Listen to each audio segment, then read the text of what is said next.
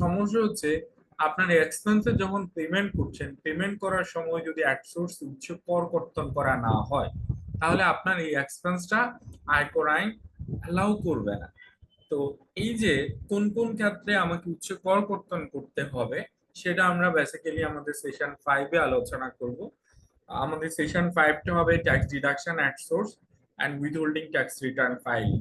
So এটা কিন্তু একটা কোম্পানির বা উইথহোল্ডিং এন্টিটির প্রত্যাহিক কাজ। রেগুলার বেসিসে কিন্তু উইথহোল্ডিং এন্টিটিকে, মানে যারা উচ্চ করকর্তনকারী সত্তা আছেন, ওনাদের কি প্রতিনিয়ত পেমেন্ট করার সময় কি করতে হবে, অ্যাপ্লিকেবল রেটে ট্যাক্স ডিডাক্ট করে সেই ডিডাক্টেড অ্যামাউন্ট গভর্নমেন্ট এক্সচেকারে জমা দিতে হবে। এবং আপনি আহ, একটা কোয়ার্টারে 3 মাস সময় যে পরিমাণ উচ্চ করকর্তন করে জমা দিচ্ছেন, সেটা কিন্তু একটা কোয়ার্টারলি উইথহোল্ডিং ট্যাক্স রিটার্নের মাধ্যমে আপনাকে আপনার কনসার্ন ট্যাক্স অফিসে জমা দিতে হবে।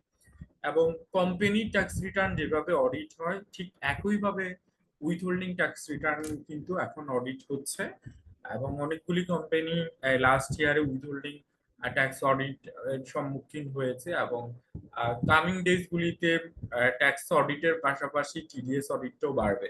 সো ফিফথ সেশনে আমরা যেটা দেখবো সেটা হচ্ছে ট্যাক্সের যে প্রত্যাহিক কাজ আছে, ট্যাক্স ডিডাকশন, সেই ডিডাকশন নিয়ে আমরা কথা বলবো। আর একটা জিনিস আমি একটু যেটা বলতে নিয়েছিলাম সেটা হচ্ছে, এই যে আপনি যদি উচ্ছে কর কর্তনটা ঠিক মতো না করেন, তাহলে একদিকে আপনার এক্সপেন্স ডিসঅ্যালাউ হবে, এবং ডিসঅ্যালাউ হলে সেটার উপর রেগুলার রেটে ট্যাক্স দিতে হবে। তো আমি যদি একটা উদাহরণ দিয়ে বলি, let's say ABC limited company একটা এক্সপোর্ট ওরিয়েন্টেড কোম্পানি, ঠিক আছে? সো এক্সপোর্ট ওরিয়েন্টেড কোম্পানির জন্য আমরা যেটা জানি, ওদের কিন্তু কোম্পানি হলে, প্রাইভেট লিমিটেড কোম্পানির জন্য রেগুলার ট্যাক্স রেট হচ্ছে 27.5%। বাট যদি হয় এক্সপোর্ট ওরিয়েন্টেড কোম্পানি, তাহলে ট্যাক্সের রেট হবে 12%। ধরেন হাইপোথেটিক্যালি যদি আমি বলি, এবিসি লিমিটেড কোম্পানি একটা 100% এক্সপোর্ট ওরিয়েন্টেড কোম্পানি। এদের 24-25 ইনকাম ইয়ারে টোটাল এক্সপোর্ট ইনকাম বা এক্সপোর্ট রেভিনিউ ছিল 5 কোটি টাকা, এবং ওদের টোটাল এক্সপেন্সেস ছিল 4 কোটি টাকা। তাহলে ওদের ইনকাম কত? 1 কোটি টাকা। ওরা 1 কোটি টাকার উপর 12% রেটে ট্যাক্স দিবে। ওকে, ফাইন।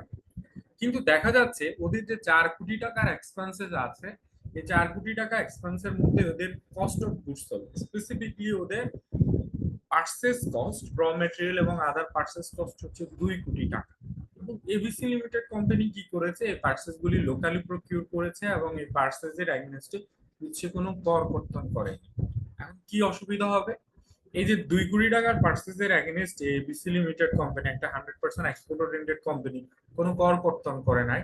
ওদের এই 2 কোটি টাকা আয়কর আইনি কি করবে? ডিসঅ্যালাউ করবে। ওদের যখন অডিট হবে, তখন 2 কোটি টাকা পার্সেসের এগেনস্টে ট্যাক্স ডিডাক্ট না করার কারণে এটা ডিসঅ্যালাউ হবে। এই 2 কোটি টাকা ডিসঅ্যালাউ হয়ে গেলে এখন তাইলে ওর টোটাল ইনকাম কত হবে? ও রেভিনিউ দেখাইছে 5 কোটি, আর ওর এক্সপেন্স প্রথমে দেখাইলো কত? 4 কোটি। তো ওর প্রফিট ছিল 1 কোটি। বাট ও ট্যাক্স অফিস যদি আপনার 2 কোটি টাকার এক্সপেন্স না মানে, তাহলে আপনার 4 কোটি থেকে এক্সপেন্স কমিয়ে কত এসে দাঁড়াবে? 2 কোটি। তাহলে আপনার আসলে এখন ট্যাক্সেবল ইনকাম হবে 3 কোটি টাকা। এই 3 কোটি টাকা ট্যাক্সেবল ইনকামের মধ্যে 1 কোটি টাকা যেটা আপনার রেগুলার ইনকাম ছিল, ওটার উপর আপনার 12% রেটে ট্যাক্স হবে। যে 2 কোটি টাকা আপনার ট্যাক্স নন ডিডাকশনের কারণে ডিসঅ্যালাউ হচ্ছে, এটার উপর আপনাকে 27.5% রেটে ট্যাক্স দিতে হবে। তাইলে এখন খেয়াল করে দেখেন, যে পার্সেসের উপর 89 দ্বারায় ট্যাক্স কর্তন করতে হতো মাত্র 5%। আপনি 5% ট্যাক্স কর্তন না করলে যখন অডিট হবে, তখন কি হবে? এটার উপর 27.5%, মানে আরো 22.5% এক্সট্রা আপনাকে ট্যাক্স দিতে হবে। আর যেটা ট্যাক্স কর্তন, যেটা এটা কিন্তু বেসিক্যালি একটা কোম্পানির জন্য এক্সপেন্সেস না। ওনার যে টোটাল 2 কোটি টাকা পেমেন্ট করার কথা ছিল, ওই 2 কোটি টাকার পেমেন্ট থেকে উনি 5% উইথহোল্ড করে বাকি টাকাটা উনার আসলে পেমেন্ট করার কথা, মানে 10 লাখ টাকা উনি উইথহোল্ড করে 1,90,00,000 টাকা ওনার পেমেন্ট করার কথা। সো এখন আপনি যার সাথে আসলে ট্রানজাকশনটা করছেন, ব্যবসাটা করছেন, ওনাকে যদি আপনি পারচেস করার সময় বুঝান যে ভাই, তোমাকে আমি যে পেমেন্ট করব সেখান থেকে আমি 5% ট্যাক্স কাটবো, এই যে ট্যাক্সটা কাটছে এটা কিন্তু তোমার লস না। তুমি যখন রিটার্নটা ফাইল করবা, তখন এটা তোমার ট্যাক্স পেমেন্ট হিসাবে ক্লেম করতে পারবে।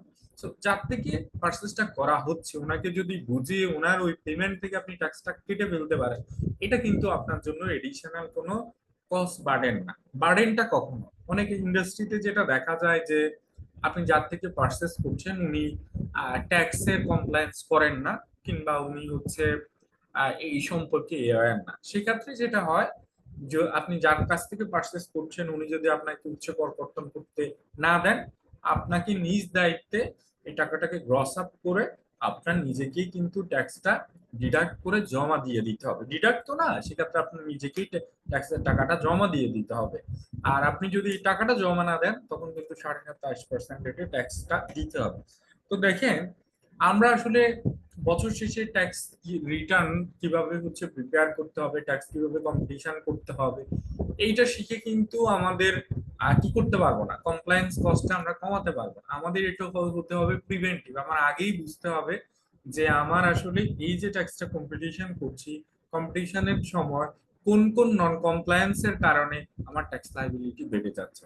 আমি যদি এই কমপ্লায়েন্স গুলি বুঝি এবং ইনশিওর করতে পারি, তাহলে বছর শেষে বা অ্যাসেসমেন্টের সময় আপনার কিন্তু আননেসেসারি ট্যাক্স বার্ডেন ক্রিয়েট হবে না। So, এই আন্ডারস্ট্যান্ডিংটা যদি, তো আমি আপনাদের সবাইকে রিকোয়েস্ট করব ফিফথ সেশনটা খুব আহ, গুরুত্ব সহকারে অ্যাটেন্ড করার জন্য, এবং আহ, এইটা আপনাদের একটা প্রত্যয়িক কাজ। আমরা যেমন কোম্পানি ট্যাক্স রিটার্ন বছরে একবার জমা দিচ্ছি, আমাদের কিন্তু গত বছর পর্যন্ত, দ্যাট মিনস 2025-এর জুন পর্যন্ত monthly withholding tax return file করা লাগতো। এই 2025-এর জুলাই অনওয়ার্ড থেকে যেটা করছে এনবিআর এই জায়গায় একটু ফ্লেক্সিবল হয়েছে, এখন বলেছে যে quarterly withholding tax return file করতে হবে। তো আমাদের ফিফথ সেশনের এই রেগুলার ট্যাক্স ডিডাকশনের পাশাপাশি চারটা কিন্তু আপনার কি করতে হবে, উইথহোল্ডিং ট্যাক্স রিটার্ন ফাইল করতে হবে। And very last session, session 6-এ আমরা যেটা আলোচনা করব সেটা হচ্ছে company tax assessment and other issue. So দেখেন, আমি সবসময় বলি যে একজন মুসলিম হিসাবে আমাদের জানা উচিত যে আসলে পরকাল বা হাসরের দিনে আমাদের বিচার কেমন হবে, তাই না? আমরা যদি জানি যে হাসরের দিনে আমাদের বিচার কিভাবে হবে, কোন কোন ভুলগুলির জন্য জবাবদিহি করতে হবে, কোন ভুলের মাসুল কতখানি, তাহলে কিন্তু আসলে আমরা ইহকালে আমাদের জীবনকে এভাবে সাজাতে পারবো, তাই না? তো ঠিক তেমনি আমরা যে বছর শেষে ট্যাক্স রিটার্নটা ফাইল করে দিচ্ছি, এখানে কিন্তু শেষ না। ট্যাক্স অফিস আপনার জমাকৃত রিটার্নটা প্রসেস করবে, প্রসেস করে কোনো ভুল পেলে আপনাকে অ্যামেন্ডেড রিটার্ন সাবমিট করতে বলবেন, কিংবা আপনার এই রিটার্নটা যদি অডিটের জন্য নির্বাচিত হয় তাহলে সেখানে কিন্তু অডিট হবে। হ্যাঁ, আবার অনেক সময় দেখা যায় যে কেউ যদি ট্যাক্স ইভেশন করে, সেক্ষেত্রে ওই ফাইলগুলি জমা হওয়ার পরে এটা যদি অডিটও না হয়, পরবর্তীতে এটা এক্সপ্লোর হয়, সেক্ষেত্রে কিন্তু এই ফাইলগুলি রিওপেন হয়, কিংবা সেন্ট্রাল ইন্টেলিজেন্স সিআইসি থেকেও ট্যাক্স ইভেশনের কোনো ইনফরমেশন থাকলে তারাও কিন্তু ফাইলগুলি রিওপেন করতে পারে। তো প্রথমে আমাদের বুঝতে হবে যে কোন কোন জায়গা থেকে আমাদের অডিট অ্যাসেসমেন্ট হতে পারে, নাম্বার ওয়ান। নাম্বার টু হচ্ছে অডিট অ্যাসেসমেন্ট আমার কত সময়ের মধ্যে হতে পারে। নাম্বার থ্রি হচ্ছে আমার এই একবার যদি অডিট বা অ্যাসেসমেন্ট হয়ে যায়, অ্যাসেসমেন্ট হওয়ার পরে আমাকে একটা অ্যাসেসমেন্ট অর্ডার দিবে, সেই অ্যাসেসমেন্ট অর্ডারে আমার একটা ডিমান্ড থাকতে পারে। এখন এই ডিমান্ড এবং অ্যাসেসমেন্ট অর্ডারে যে অর্ডারটা আসছে সেটা আপনি মানবেন কিনা, আপনি যদি এটা না মানেন সেক্ষেত্রে আপনার করণীয় কি।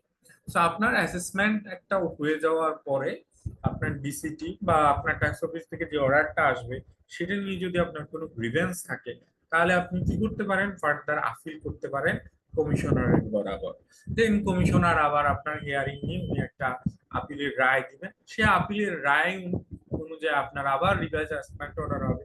সেটা যদি আপনি মানেন তাহলে তো আপনি ট্যাক্সটা দিয়ে দিবেন, সেটাও যদি আপনি না মানেন সেক্ষেত্রে আপনি আবার ট্রাইব্যুনালে আপিল ফাইল করতে পারেন, তবে সেক্ষেত্রে আপনাকে 10% ডিসপিউট ট্যাক্স জমা দিতে হবে। দেন ট্রাইব্যুনালে আপিল ফাইল করার পরে আবার ট্রাইব্যুনাল হিয়ারিং নিয়ে আপনাকে একটা রায় দিবে, এরপরে রিভাইজ অ্যাসেসমেন্ট অর্ডার হবে। আপনি ট্রাইব্যুনাল আপিলটা যদি মানেন তাহলে মানলেন, আর যদি না মানেন লাস্ট হচ্ছে আপনি হাইকোর্টে বেসিক্যালি যেতে পারেন। তো আমাদের সিক্স সেশনটা হবে আসলে অ্যাসেসমেন্ট কিভাবে হয়, অ্যাসেসমেন্টে কি কি জিনিস দেখা হয়, অ্যাসেসমেন্টের নোটিশ পেলে আমরা ডকুমেন্টেশন কিভাবে করব, দেন অ্যাসেসমেন্ট অর্ডারটা পেলে এটার অ্যানালাইসিস করে আমাদের ওয়ে ফরওয়ার্ড কি হবে, এই জিনিসটা আমরা বেসিক্যালি সিক্স সেশনে আলোচনা করব। তো এই হচ্ছে মোটামুটি আমাদের এই কোর্সের মূল আলোচনা। এই পর্যায়ে আমি একটু আপনাদের সাথে একটু কথা বলবো যে আহ, আপনাদের কোনো এক্সপেকটেশন আছে কিনা, বা আপনারা চান কিনা যে আমি অন্য কোনো ইস্যুতে এমফাসাইজ করব কিনা? হ্যাঁ, আপনারা কেউ একজন একটু আনমিউট করে আপনাদের যদি স্পেসিফিক আলাদা কোনো ওয়ান্টিং থাকে তাহলে সেটা বলতে পারেন, আমি অ্যাকর্ডিংলি ইনকর্পোরেট করব। এনিওয়ান?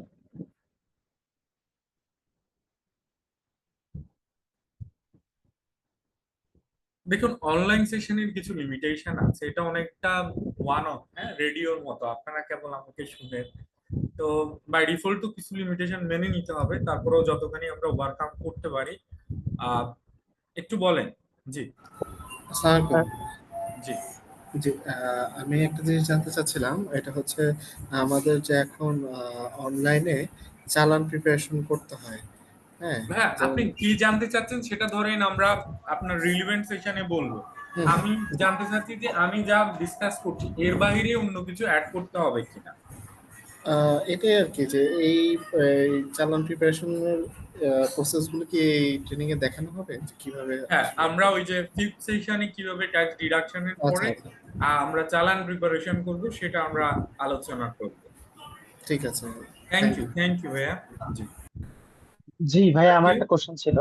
জি। জি, আমার একটা এক্সপেকটেশন সেটা হচ্ছে একটা হাইপোথেটিক্যাল ইনকাম করে অ্যাজাম্পশন করে এটার উপরে অ্যাডভান্স ট্যাক্স গুলো আমরা আসলে কিভাবে ডিপোজিট করতে পারি একটা কোম্পানি, ওভাবে যদি একটা এক্সাম্পল দিয়ে দেখাতে পারেন ভেরি তাহলে। গুড। অ্যাডভান্স ট্যাক্স এর কম্পিটিশন কিভাবে করব সেটা নিয়ে আমরা আলোচনা করব। জি, থ্যাংক ইউ। এরপরে আর আর কারো কোনো? স্যার আসসালামু আমি তো স্যার। আমি তো হ্যালো, জি জি আমি তো আমি বলবো। জি জি, বলুন বলুন। জি স্যার, আমি তো মনে হয় একটু পরে জয়েন করছিলাম আর কি, আমি প্রথম আচ্ছা। দিকে হয়তো ছিলাম না। তো আমার যেটা জানার বিষয় ছিল সেগুলো হচ্ছে, প্রথম দিকে হচ্ছে আমাদের ট্যাক্সের ল গুলা কিভাবে কাজ করে, সেটা হচ্ছে ট্যাক্সের ল তো চেঞ্জ হয়, তো সেগুলা মানে কিভাবে আজকে কি বলে আজকে সেশনে আমরা এটা নিয়ে কথা বলবো। হ্যাঁ, আজকে আচ্ছা আমরা আচ্ছা, আয়কর আইনের সাথে পরিচিত হব, ফান্ডামেন্টাল বিষয়গুলি নিয়ে কথা বলবো, এবং আপনারা জি স্যার, কিভাবে ট্যাক্স স্টাডি করবেন সেটা আমরা জি আজকে সেশনে আলোচনা করব। জি স্যার, ঠিক আছে? জি স্যার। জি, থ্যাংক ইউ। আর কেউ? আসসালামু আলাইকুম স্যার। জি, ওয়ালাইকুম আসসালাম। আচ্ছা, আমার যে এক্সপেকটেশনটা হচ্ছে যে ইন্ডিভিজুয়াল কোম্পানি এই চ্যাপ্টার গুলি মানে একটা অঙ্কর মাধ্যমে ফুল ইগুলি বোঝানোর জন্য। আচ্ছা, আম, কম ইন্ডিভিজুয়ালটা আমি ঠিক এখানে ফুললি কভার করার সময় পাবো না, যেহেতু আমাদের 6টা সেশন, বাট কোম্পানি যেটা সেটা আমি আপনাদেরকে প্র্যাকটিক্যালি দেখাবো, অডিট রিপোর্ট থেকে কিভাবে ট্যাক্স কম্পিটিশন করবেন। তারপরেও আপনি যেহেতু বলেছেন যতখানি সম্ভব আমি চেষ্টা করব। ঠিক আছে madam, thank you. Good evening ভাইয়া। জি। আমি আমি একটা জিনিস জানতে চাচ্ছিলাম, সেটা হলো ভ্যাট আর ট্যাক্সের সাথে রিলেশন এরকম কিছু আমাদেরকে কি শেয়ার করা যায় কিনা? সরি? ভ্যাটের সাথে ইনকাম ট্যাক্স, এই দুইটার সাথে রিলেটেড কিছু আমাদের সাথে শেয়ার করা যায় কিনা ভ্যাট? অন্যরা কেউ?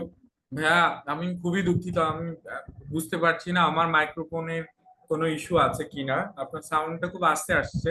আপনি আমাকে একটু 1 to 1 নক করলেন, আপনি কি জানতে চাচ্ছেন, তাহলে আমি সেটা আমি সেশনের শেষে আমার নাম্বার দিয়ে দিব, তাহলে আমার যদি পসিবল হয় ওইটা আমি অ্যাকোমোডেট করব। তো ঠিক আছে, আমি মোটামুটি বুঝতে পেরেছি আপনারা কি বলতে চাচ্ছেন। আজকের সেশনে আমাদের আবার কোশ্চেন অ্যান্সার সেশনে এটা নিয়ে আমরা আবার ডিসকাস করব। তো এই পর্যায়ে আমি আপনাদেরকে একটু রিকোয়েস্ট করব, যেহেতু আমরা অনলাইনে সেশনটা করছি, অনলাইন ট্রেনিং এর শুরুতেই বলেছি লিমিটেশন আছে, আমরা একটু ডেকোরাম গুলি একটু মেনে চলবো। আমাদের মাইক্রোফোন গুলি আমরা সবাই মিউট রাখবো, নাম্বার 1। নাম্বার 2, আমাদের ভিডিও গুলি আমরা বন্ধ রাখবো, অনেক সময় বাসায় থাকার কারণে হয়তো আমাদের ভিডিও অনেকভাবে আসতে পারে। তো আমি সবাইকে রিকোয়েস্ট করবো আপনাদের ভিডিও গুলি স্পেসিফিকলি বন্ধ রাখবেন এবং মাইক্রোফোন গুলি মিউট রাখবেন।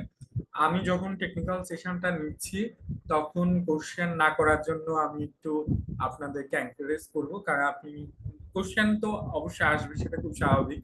তাহলে যেটা হয় যে আমার ডেলিভারি ফ্লোটা আসলে একটু ডিস্টার্ব হয়, সেক্ষেত্রে আমরা হয়তো কাঙ্ক্ষিত সময়ে আমাদের সেশন শেষ করতে পারবো না। আমাদের প্রতিটা সেশনের শেষে কোশ্চেন অ্যান্সার সেশন থাকবে, সো আপনাদের যে কয়টা কোশ্চেন থাকবে আমি একটু রিকোয়েস্ট করবো আপনারা নোট নেবেন, কোশ্চেন আনসার সেকশনে আমরা ওই বিষয়গুলি নিয়ে আলোচনা করব।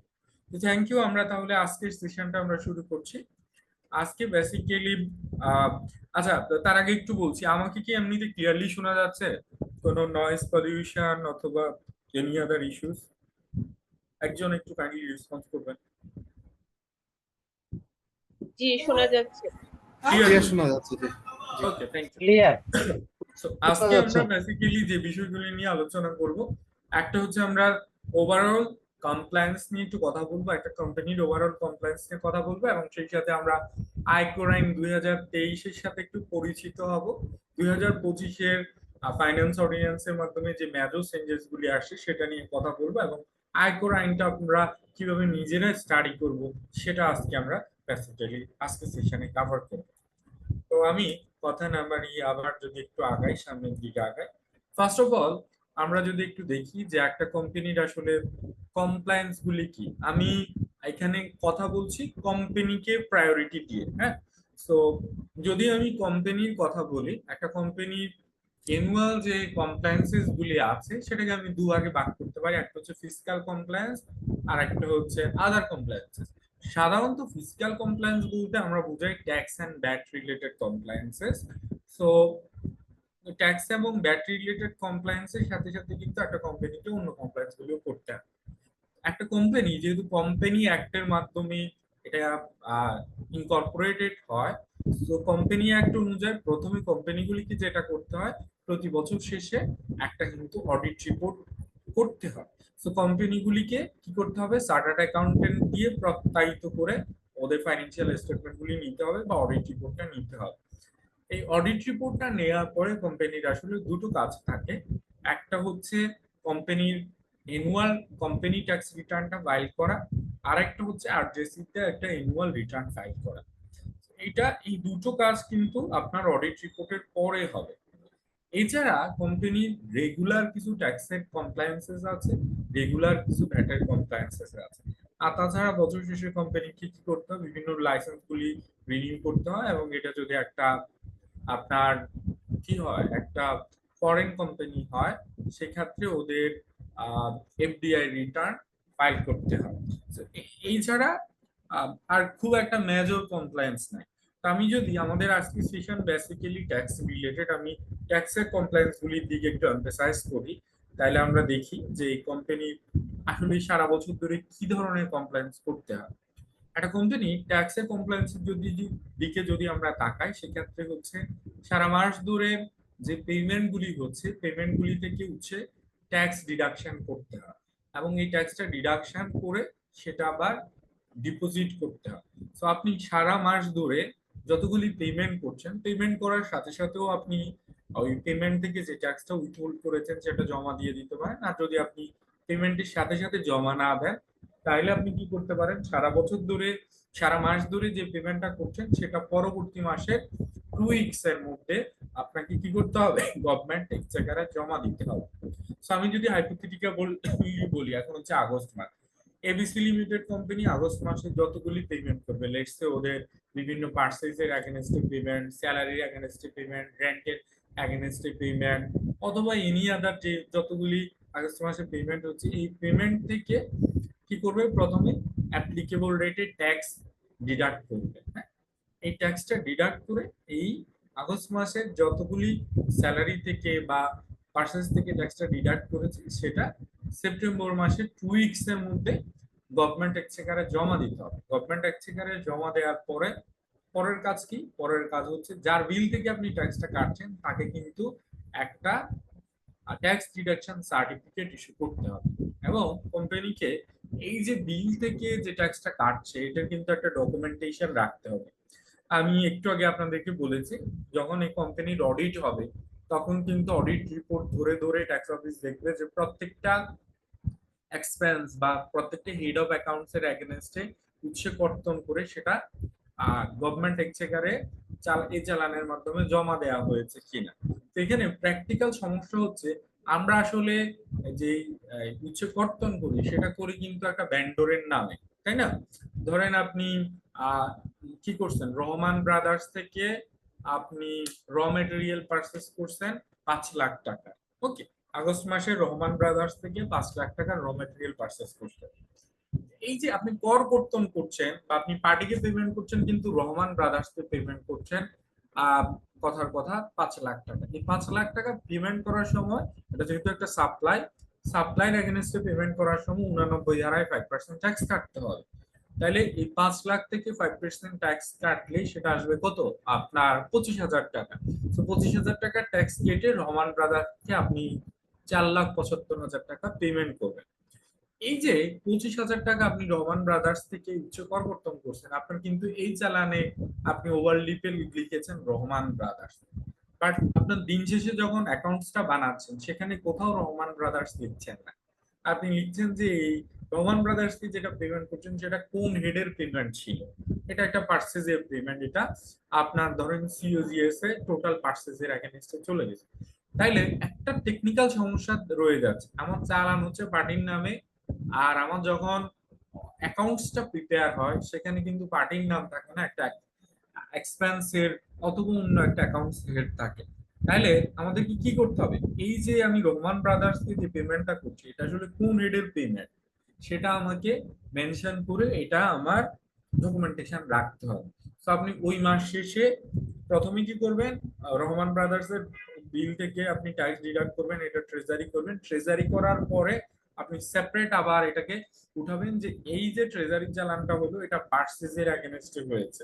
তাহলে পার্সেজের এগেনস্টে প্রথম ট্যাক্স ডিডাকশন 25,000 টাকা, এই চালানটা এত তারিখে করা এবং এই চালানের নাম্বার এত, এটা এই ব্যাংকে এই ব্রাঞ্চে জমা। এইভাবে যদি আপনি ডকুমেন্টেশন করেন, পরবর্তীতে যখন এবিসি লিমিটেড কোম্পানির অডিটটা হবে, অডিটে ধরেন ওইখানে দেয়া আছে টোটাল পার্সেস হচ্ছে 2 কোটি টাকা, ট্যাক্স অফিস বলবে এই টোটাল পার্সেসের এগেনস্টে 2 কোটি টাকা আর যে পার্সেস এটার এগেনস্টে তোমার 10 লাখ টাকা টিডিএস হয়েছে, সেই চালান নিয়ে আসো। তা আপনি যদি আগেই যদি এগুলি মিলিয়ে না রাখেন যে কোন চালানটা কোন হেডের এগেনস্টে, পরবর্তীতে কিন্তু আপনি ঝামেলার সম্মুখীন হবেন। সো আপনার ডিডাকশন করে এটা এই চালান বানানোর পরবর্তী কাজ হচ্ছে আপনার সাথে সাথে একটা ডকুমেন্টেশন করে ফেলা।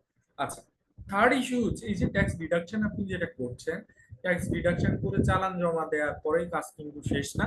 আগে এটা monthly withholding tax return file করতে হতো, এখন আপনাকে quarterly withholding tax return file করতে হচ্ছে। তার মানে প্রথম হচ্ছে জুলাই, আগস্ট, সেপ্টেম্বরের জন্য, এই 3 কোয়ার্টারের জন্য আপনি প্রথম যে রিটার্নটা সেটা কবে ফাইল করবেন?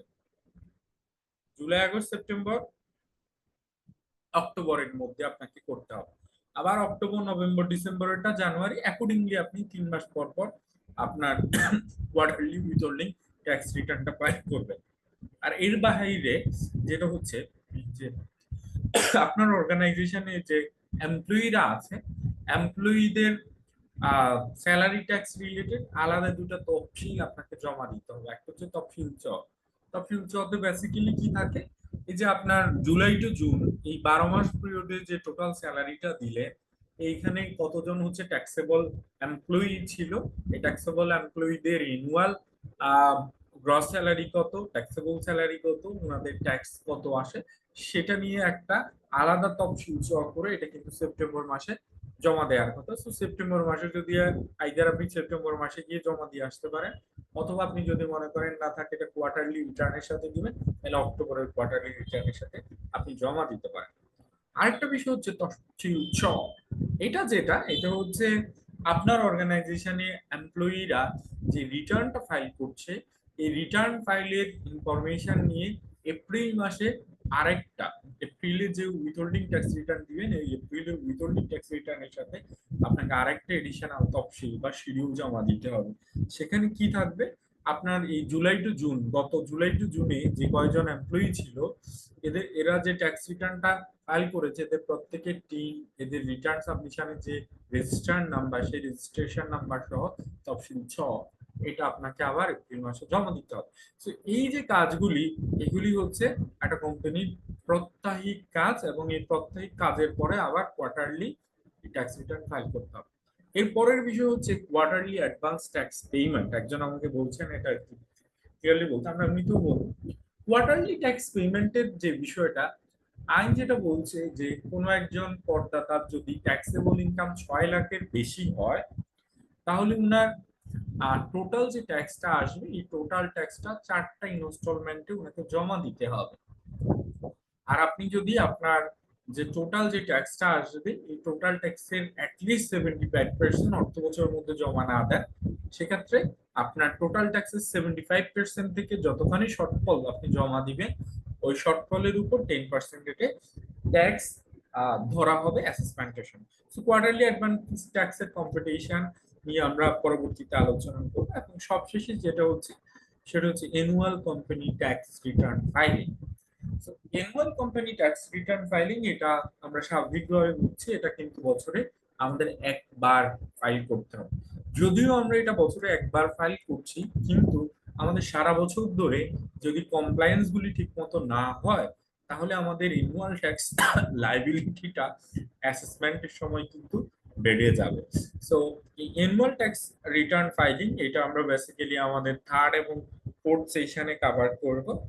তো এই হচ্ছে মোটামুটি একটা কোম্পানির রেগুলার ট্যাক্স কমপ্লায়েন্সেস। আপনি যদি আইন ভালো জানেন, তাহলে within the preview of the law আপনি কিন্তু আপনার কমপ্লায়েন্স কস্ট গুলি কি করতে পারেন, মিনিমাইজ করতে পারেন।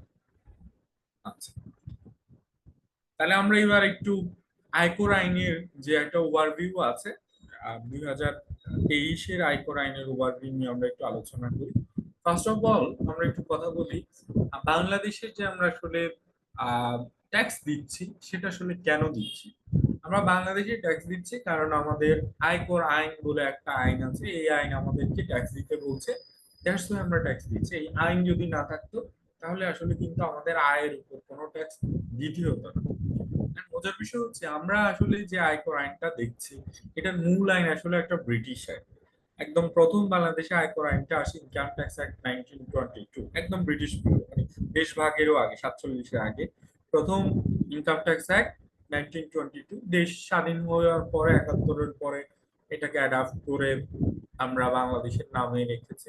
Letter on income tax ordinance 1984 এটা আসে, সেখানে প্রথম বাংলাদেশের জন্য একটা ইনকাম ট্যাক্স অর্ডিন্যান্স হয়। এই ইনকাম ট্যাক্স অর্ডিন্যান্স 1984 এটা ইংলিশে ছিল। সর্বশেষ আমরা 2023-এর 22শে জুন বাংলা ভাষায় আমরা আমাদের আয়কর আইন 2023 পাই। আয়কর আইনটা খুব তাড়াহুড়ার মধ্যেই এই আইনটা পাস হয়। শুরুতে আইনের কিছু দিক ছিল, পরবর্তীতে মানে অস্পষ্টতা ছিল, পরবর্তীতে এই আইনটা এখন কিন্তু মোটামুটি বেশ ক্লিয়ার একটা আইন চলে আসছে। তো আমরা এই মুহূর্তে ট্যাক্সের যে কমপ্লায়েন্সটা করছি সেটা কিন্তু আয়কর আইন 2023 অনুযায়ী কমপ্লায়েন্স করছি। এখানে আমি আপনাদেরকে একটু বলে রাখি, যদি আপনাদের একটা কোম্পানি যেটার বয়স হচ্ছে 10 বছর, ধরেন এটা 5 বছরের, গত 5 বছরের অডিট হচ্ছে, 5 বছর পাবে, ধরেন আপনার 2020 সাল থেকে শুরু করে মানে আপনার ইনকাম ইয়ার 19-20, 20-21, 21-22, 23-24, 24-25 এই 5 বছরের ধরেন আপনার যদি অডিট হয়, এই 5 বছর অডিটের ক্ষেত্রে যেটা হবে 2023-এর 22শে জুনের আগে যে অ্যাসেসমেন্ট গুলি হবে সেটা হবে ইনকাম ট্যাক্স অর্ডিন্যান্স 1984 অনুযায়ী। আর 2023-এর 22শে জুনের পরে যে অ্যাসেসমেন্ট গুলি হবে সেটা কিন্তু হবে আপনার আয়কর আইন 2023 অনুযায়ী। বাট অর্ডারে সমস্ত রেফারেন্স আয়কর আইন 2023-এরই লিখবে। ধরেন আপনার যদি 2020-21 সালে একটা ফাইলের এই মুহূর্তে অডিট হয়, 2020-21 সালে আসলে আয়কর আইন 2023 ছিল না, তখন আয়কর আইন কোনটা ছিল, ইনকাম ট্যাক্স অর্ডিন্যান্স 1984। তো আপনার ইনকাম ইয়ার 20-21-এর যদি এই মুহূর্তে আপনার অ্যাসেসমেন্ট হয় সেক্ষেত্রে কিন্তু ওনারা ইনকাম ট্যাক্স অর্ডিন্যান্স 1984 অনুযায়ী অ্যাসেসমেন্টটা করবে। বাট অর্ডার লিখার সময় হয়তো উনি রেফারেন্স হিসেবে আয়কর আইন 2023-এর রেফারেন্স গুলি রাখবে। আর যদি আপনার এই মুহূর্তে এখন 23-24 ইনকাম ইয়ারের কোনো অ্যাসেসমেন্ট হয় তখন কিন্তু আপনার ইনকাম ট্যাক্স অর্ডিন্যান্স 1984 না, সেক্ষেত্রে আয়কর আইন 2023 অনুযায়ী আপনার অর্ডিন্যান্স হবে। আমাদের আয়কর আইন এই মুহূর্তে আমরা যারা আয়কর আইন নিয়ে পড়াশোনা করছি তারা কিন্তু মূলত যেটা দেখবো সেটা হচ্ছে আয়কর আইন 2023। এখন আসি আমরা আয়কর আইন নিয়ে পড়তে হলে কি কি জিনিস আমাদের দেখতে হবে। দেখেন, বিং আ মুসলিম আমাদের কিন্তু মূল জিনিস, মূল ধর্মগ্রন্থ হচ্ছে কুরআন। বাট বাট পুরো কোরআন দিয়ে আমরা কিন্তু আমাদের লাইফ লিড, হ্যাঁ কোরআনের আলোকেই হয়, বাট কোরআনের পাশাপাশি এটার অনেকগুলি সাপোর্টিং জিনিস আছে। কি আছে? ধরেন হাদিস আছে, নবীদের জীবনী আছে, তাই না? ঠিক তেমনি আয়কর আইনেরও মূল বিষয় হচ্ছে ইনকাম ট্যাক্স অ্যাক্ট 2023। বাট এই আইনটা যেটা হয়, কোরআন যদিও একটা জায়গায় কমপ্লিট, আমাদের আয়কর আইনটা এটা আসলে সরি আমার অভিভাবক কম্পেয়ার করা কখনোই ঠিক না, তারপরে জাস্ট বুঝার খাতিরে বলছি। আয়কর আইনের মূল ভিত্তি হচ্ছে ইনকাম ট্যাক্স অ্যাক্ট 2023, এটা প্রথম আসছে 2023-এর 22-শে জুন, এবং পরবর্তীতে প্রতি বছরই কিন্তু আমাদের আয়কর আইনের পরিবর্তন আসে। এই পরিবর্তন কিন্তু অবশ্যই ন্যাশনাল পার্লামেন্টে পাশ হয়ে আসতে হয়। এই জন্য আয়কর আইনে যদি কোনো পরিবর্তন করতে হয় সেটা হয় থ্রু ফাইন্যান্স অ্যাক্ট। এই জন্য দেখবেন প্রতি বছর জুন মাসের পত্রিকা খুললে দেখা যায় যে এই জিনিসের দাম বেড়ে যাচ্ছে, এই জিনিসের দাম কমে যাচ্ছে, কারণ জুন মাসে এসে পার্লামেন্টে পাস হয় এই ট্যাক্স রেট বাড়ছে, এই ট্যাক্স রেট কমছে, বা আয়কর আইনের অন্য যে পরিবর্তনগুলি সেটা কিন্তু আসলে ওই পার্লামেন্টে পাস হওয়ার পরে আসে। তো এই আমাদের অরিজিনাল যে ইনকাম ট্যাক্স অ্যাক্ট যেটা 23-এ আসছে, সেটা কিন্তু এখন গত 2 বছরে এটা চেঞ্জ হয়েছে। 23-এর পরে 24-এ একবার এটা চেঞ্জ হয়েছে, আবার 25-এর অর্ডিন্যান্সে এটা আবার কিন্তু চেঞ্জ হয়েছে। আয়কর আইনের কোনো চেঞ্জ করতে হলে সেটা অবশ্যই ফাইন্যান্স অ্যাক্টের মাধ্যমে করতে হয়। এই জন্য আপনারা যখন আইন নিয়ে পড়বেন তখন আইনের পাশাপাশি ফাইন্যান্স অ্যাক্ট নিয়েও পড়বেন। এবং মজার বিষয় হচ্ছে ফাইন্যান্স অ্যাক্ট আসার পরে এই ফাইন্যান্স অ্যাক্টের মেজর চেঞ্জ গুলি কি আসছে সেটা নিয়ে কিন্তু এনবিআর একটা পরিপত্র পাবলিশ করে। আপনারা অনেকেই দেখেছেন যে গতকালকে এনবিআর এই পরিপত্রটা পাবলিশ করেছে। তো আপনারা আয়কর আইন নিয়ে পড়ার জন্য কি করবেন, ইনকাম ট্যাক্স অ্যাক্টটা দেখবেন, ফাইন্যান্স অ্যাক্ট দেখবেন, এবং ফাইন্যান্স অ্যাক্টের কি চেঞ্জ হয়েছে সেটা একদম আরো ইজিলি বোঝার জন্য, উদাহরণ সহ বোঝার জন্য পরিপত্রটা আপনারা পড়বেন। আরেকটা বিষয় হচ্ছে আয়কর আইনের ইমপ্লিকেশন কিভাবে হবে সেটা আসলে বিভিন্ন রুলস এর মাধ্যমে আসে। আমাদের নতুন যে আয়কর আইন সেটার জন্য ফুল ফ্লেজ এখনো কোনো রুল আসে নাই, যেটা পুরনো আইনে ছিল। এই মুহূর্তে একটাই রুলস আছে, সেটা হচ্ছে এসআরও, হ্যাঁ ওই যে এই সরি ট্যাক্স ডিডাকশন এট সোর্স, উৎস করকর্তনের একটা বিধি আছে। তো আমাদের আয়কর আইনের পাশাপাশি আমাদেরকে যদি কোনো স্পেসিফিক আইনের প্রভিশন নিয়ে কোনো বিধি থাকে, মানে ওইটা কিভাবে আমরা প্রয়োগ করব, তাইলে ওই বিধিটাও আমাদের দেখতে হবে। তারপরে আসি সারা বছর ধরে এনবিআর কিন্তু বিভিন্ন সার্কুলার দেয়। আয়কর আইন বছরে একবারই চেঞ্জ হয় ফাইন্যান্স অ্যাক্টে, আর সারা বছর ধরে এনবিআর এর যদি কোনো পরিবর্তন বা স্পেসিফিক ডিরেকশন দেওয়ার দরকার হয় সেটা কিন্তু এনবিআর দেয় এসআরও, স্ট্যাটিউটরি রেগুলেটরি অর্ডার, অথবা জেনারেল অর্ডার, অথবা স্পেশাল অর্ডারের মাধ্যমে এনবিআর কিন্তু এই অর্ডারগুলি দেয়। যেমন আপনারা যদি দেখেন কয়েকদিন আগে একটা বিশেষ আদেশ আসছে যে 5 শ্রেণীর করদাতা ছাড়া এখন সবাইকে কি করতে হবে, 5 শ্রেণীর ব্যক্তিবর্গ ছাড়া আর বাকি সমস্ত ব্যক্তি শ্রেণীর করদাতাদেরকে অনলাইনে রিটার্ন ফাইল করতে হবে। এটা কিন্তু ফাইন্যান্স অ্যাক্টের মাধ্যমে আসেনি, এটা এনবিআর আলাদা করে এই অর্ডারটা পাস করেছে। NBR national board of revenue tax related যে সার্কুলার গুলি দেয় এটা সাধারণত এসআরও, জেনারেল অর্ডার কিংবা স্পেশাল অর্ডারের মাধ্যমে দেয়। আর অরিজিনাল আয়কর আইন চেঞ্জ হলে সেটা কিন্তু ফাইন্যান্স অ্যাক্টের মাধ্যমে চেঞ্জ হয়। ভেরি লাস্টলি হচ্ছে আইন সবসময় দুর্বোধ্য, আইন জটিল এবং আইনের অনেক ফাঁকফোকর আছে। তো যে জায়গায় আইনের ক্ল্যারিটি নেই, হ্যাঁ ডাইলেমা আছে, সেখানে কিন্তু অনেকগুলি হাইকোর্টের ভার্ডিক্ট আছে। তো যেখানে আইন অস্পষ্ট এবং ওই অস্পষ্টতা নিয়ে হাইকোর্টের স্পেসিফিক ভার্ডিক্ট আছে, সেখানে হাইকোর্টের এই ভার্ডিক্টটাও আমাদের source of income tax act হিসেবে কাজ করবে। তো আপনারা যারা ট্যাক্স নিয়ে পড়াশোনা করতে চান, নিজেদেরকে আপডেট রাখতে চান, অথবা আপনার কোম্পানির কারেন্ট ট্যাক্স প্রভিশন কিভাবে করবেন সেটা নিয়ে কাজ করতে হলে আপনাদের কি করতে হবে, প্রতি বছর জুনের পরে কিন্তু দেখবেন যে ইনকাম ট্যাক্স অর্ডিন্যান্সটা ইনকাম ট্যাক্স অ্যাক্টটা আপডেট করছে। আপনি এখন কিন্তু এই যে লিটন পাবলিকেশন বা বিভিন্ন এই পাবলিকেশনের কি আছে, ওনারা তো আসলে সংকলন করে, ওনারা তো আর লিখেন না, ওনারা হচ্ছে অরিজিনাল ইনকাম ট্যাক্সটা ওই ফাইন্যান্স অ্যাক্টের স্কিমগুলি নিয়ে যে সংকলন হয়েছে সংকলনটা দেয়। তো আপনারা কিন্তু প্রতি বছর কি করবেন, এই যে জুনটা শেষ হয়ে গেলে সংকলিত আপডেটেড ইনকাম ট্যাক্স অ্যাক্টটা নেবেন।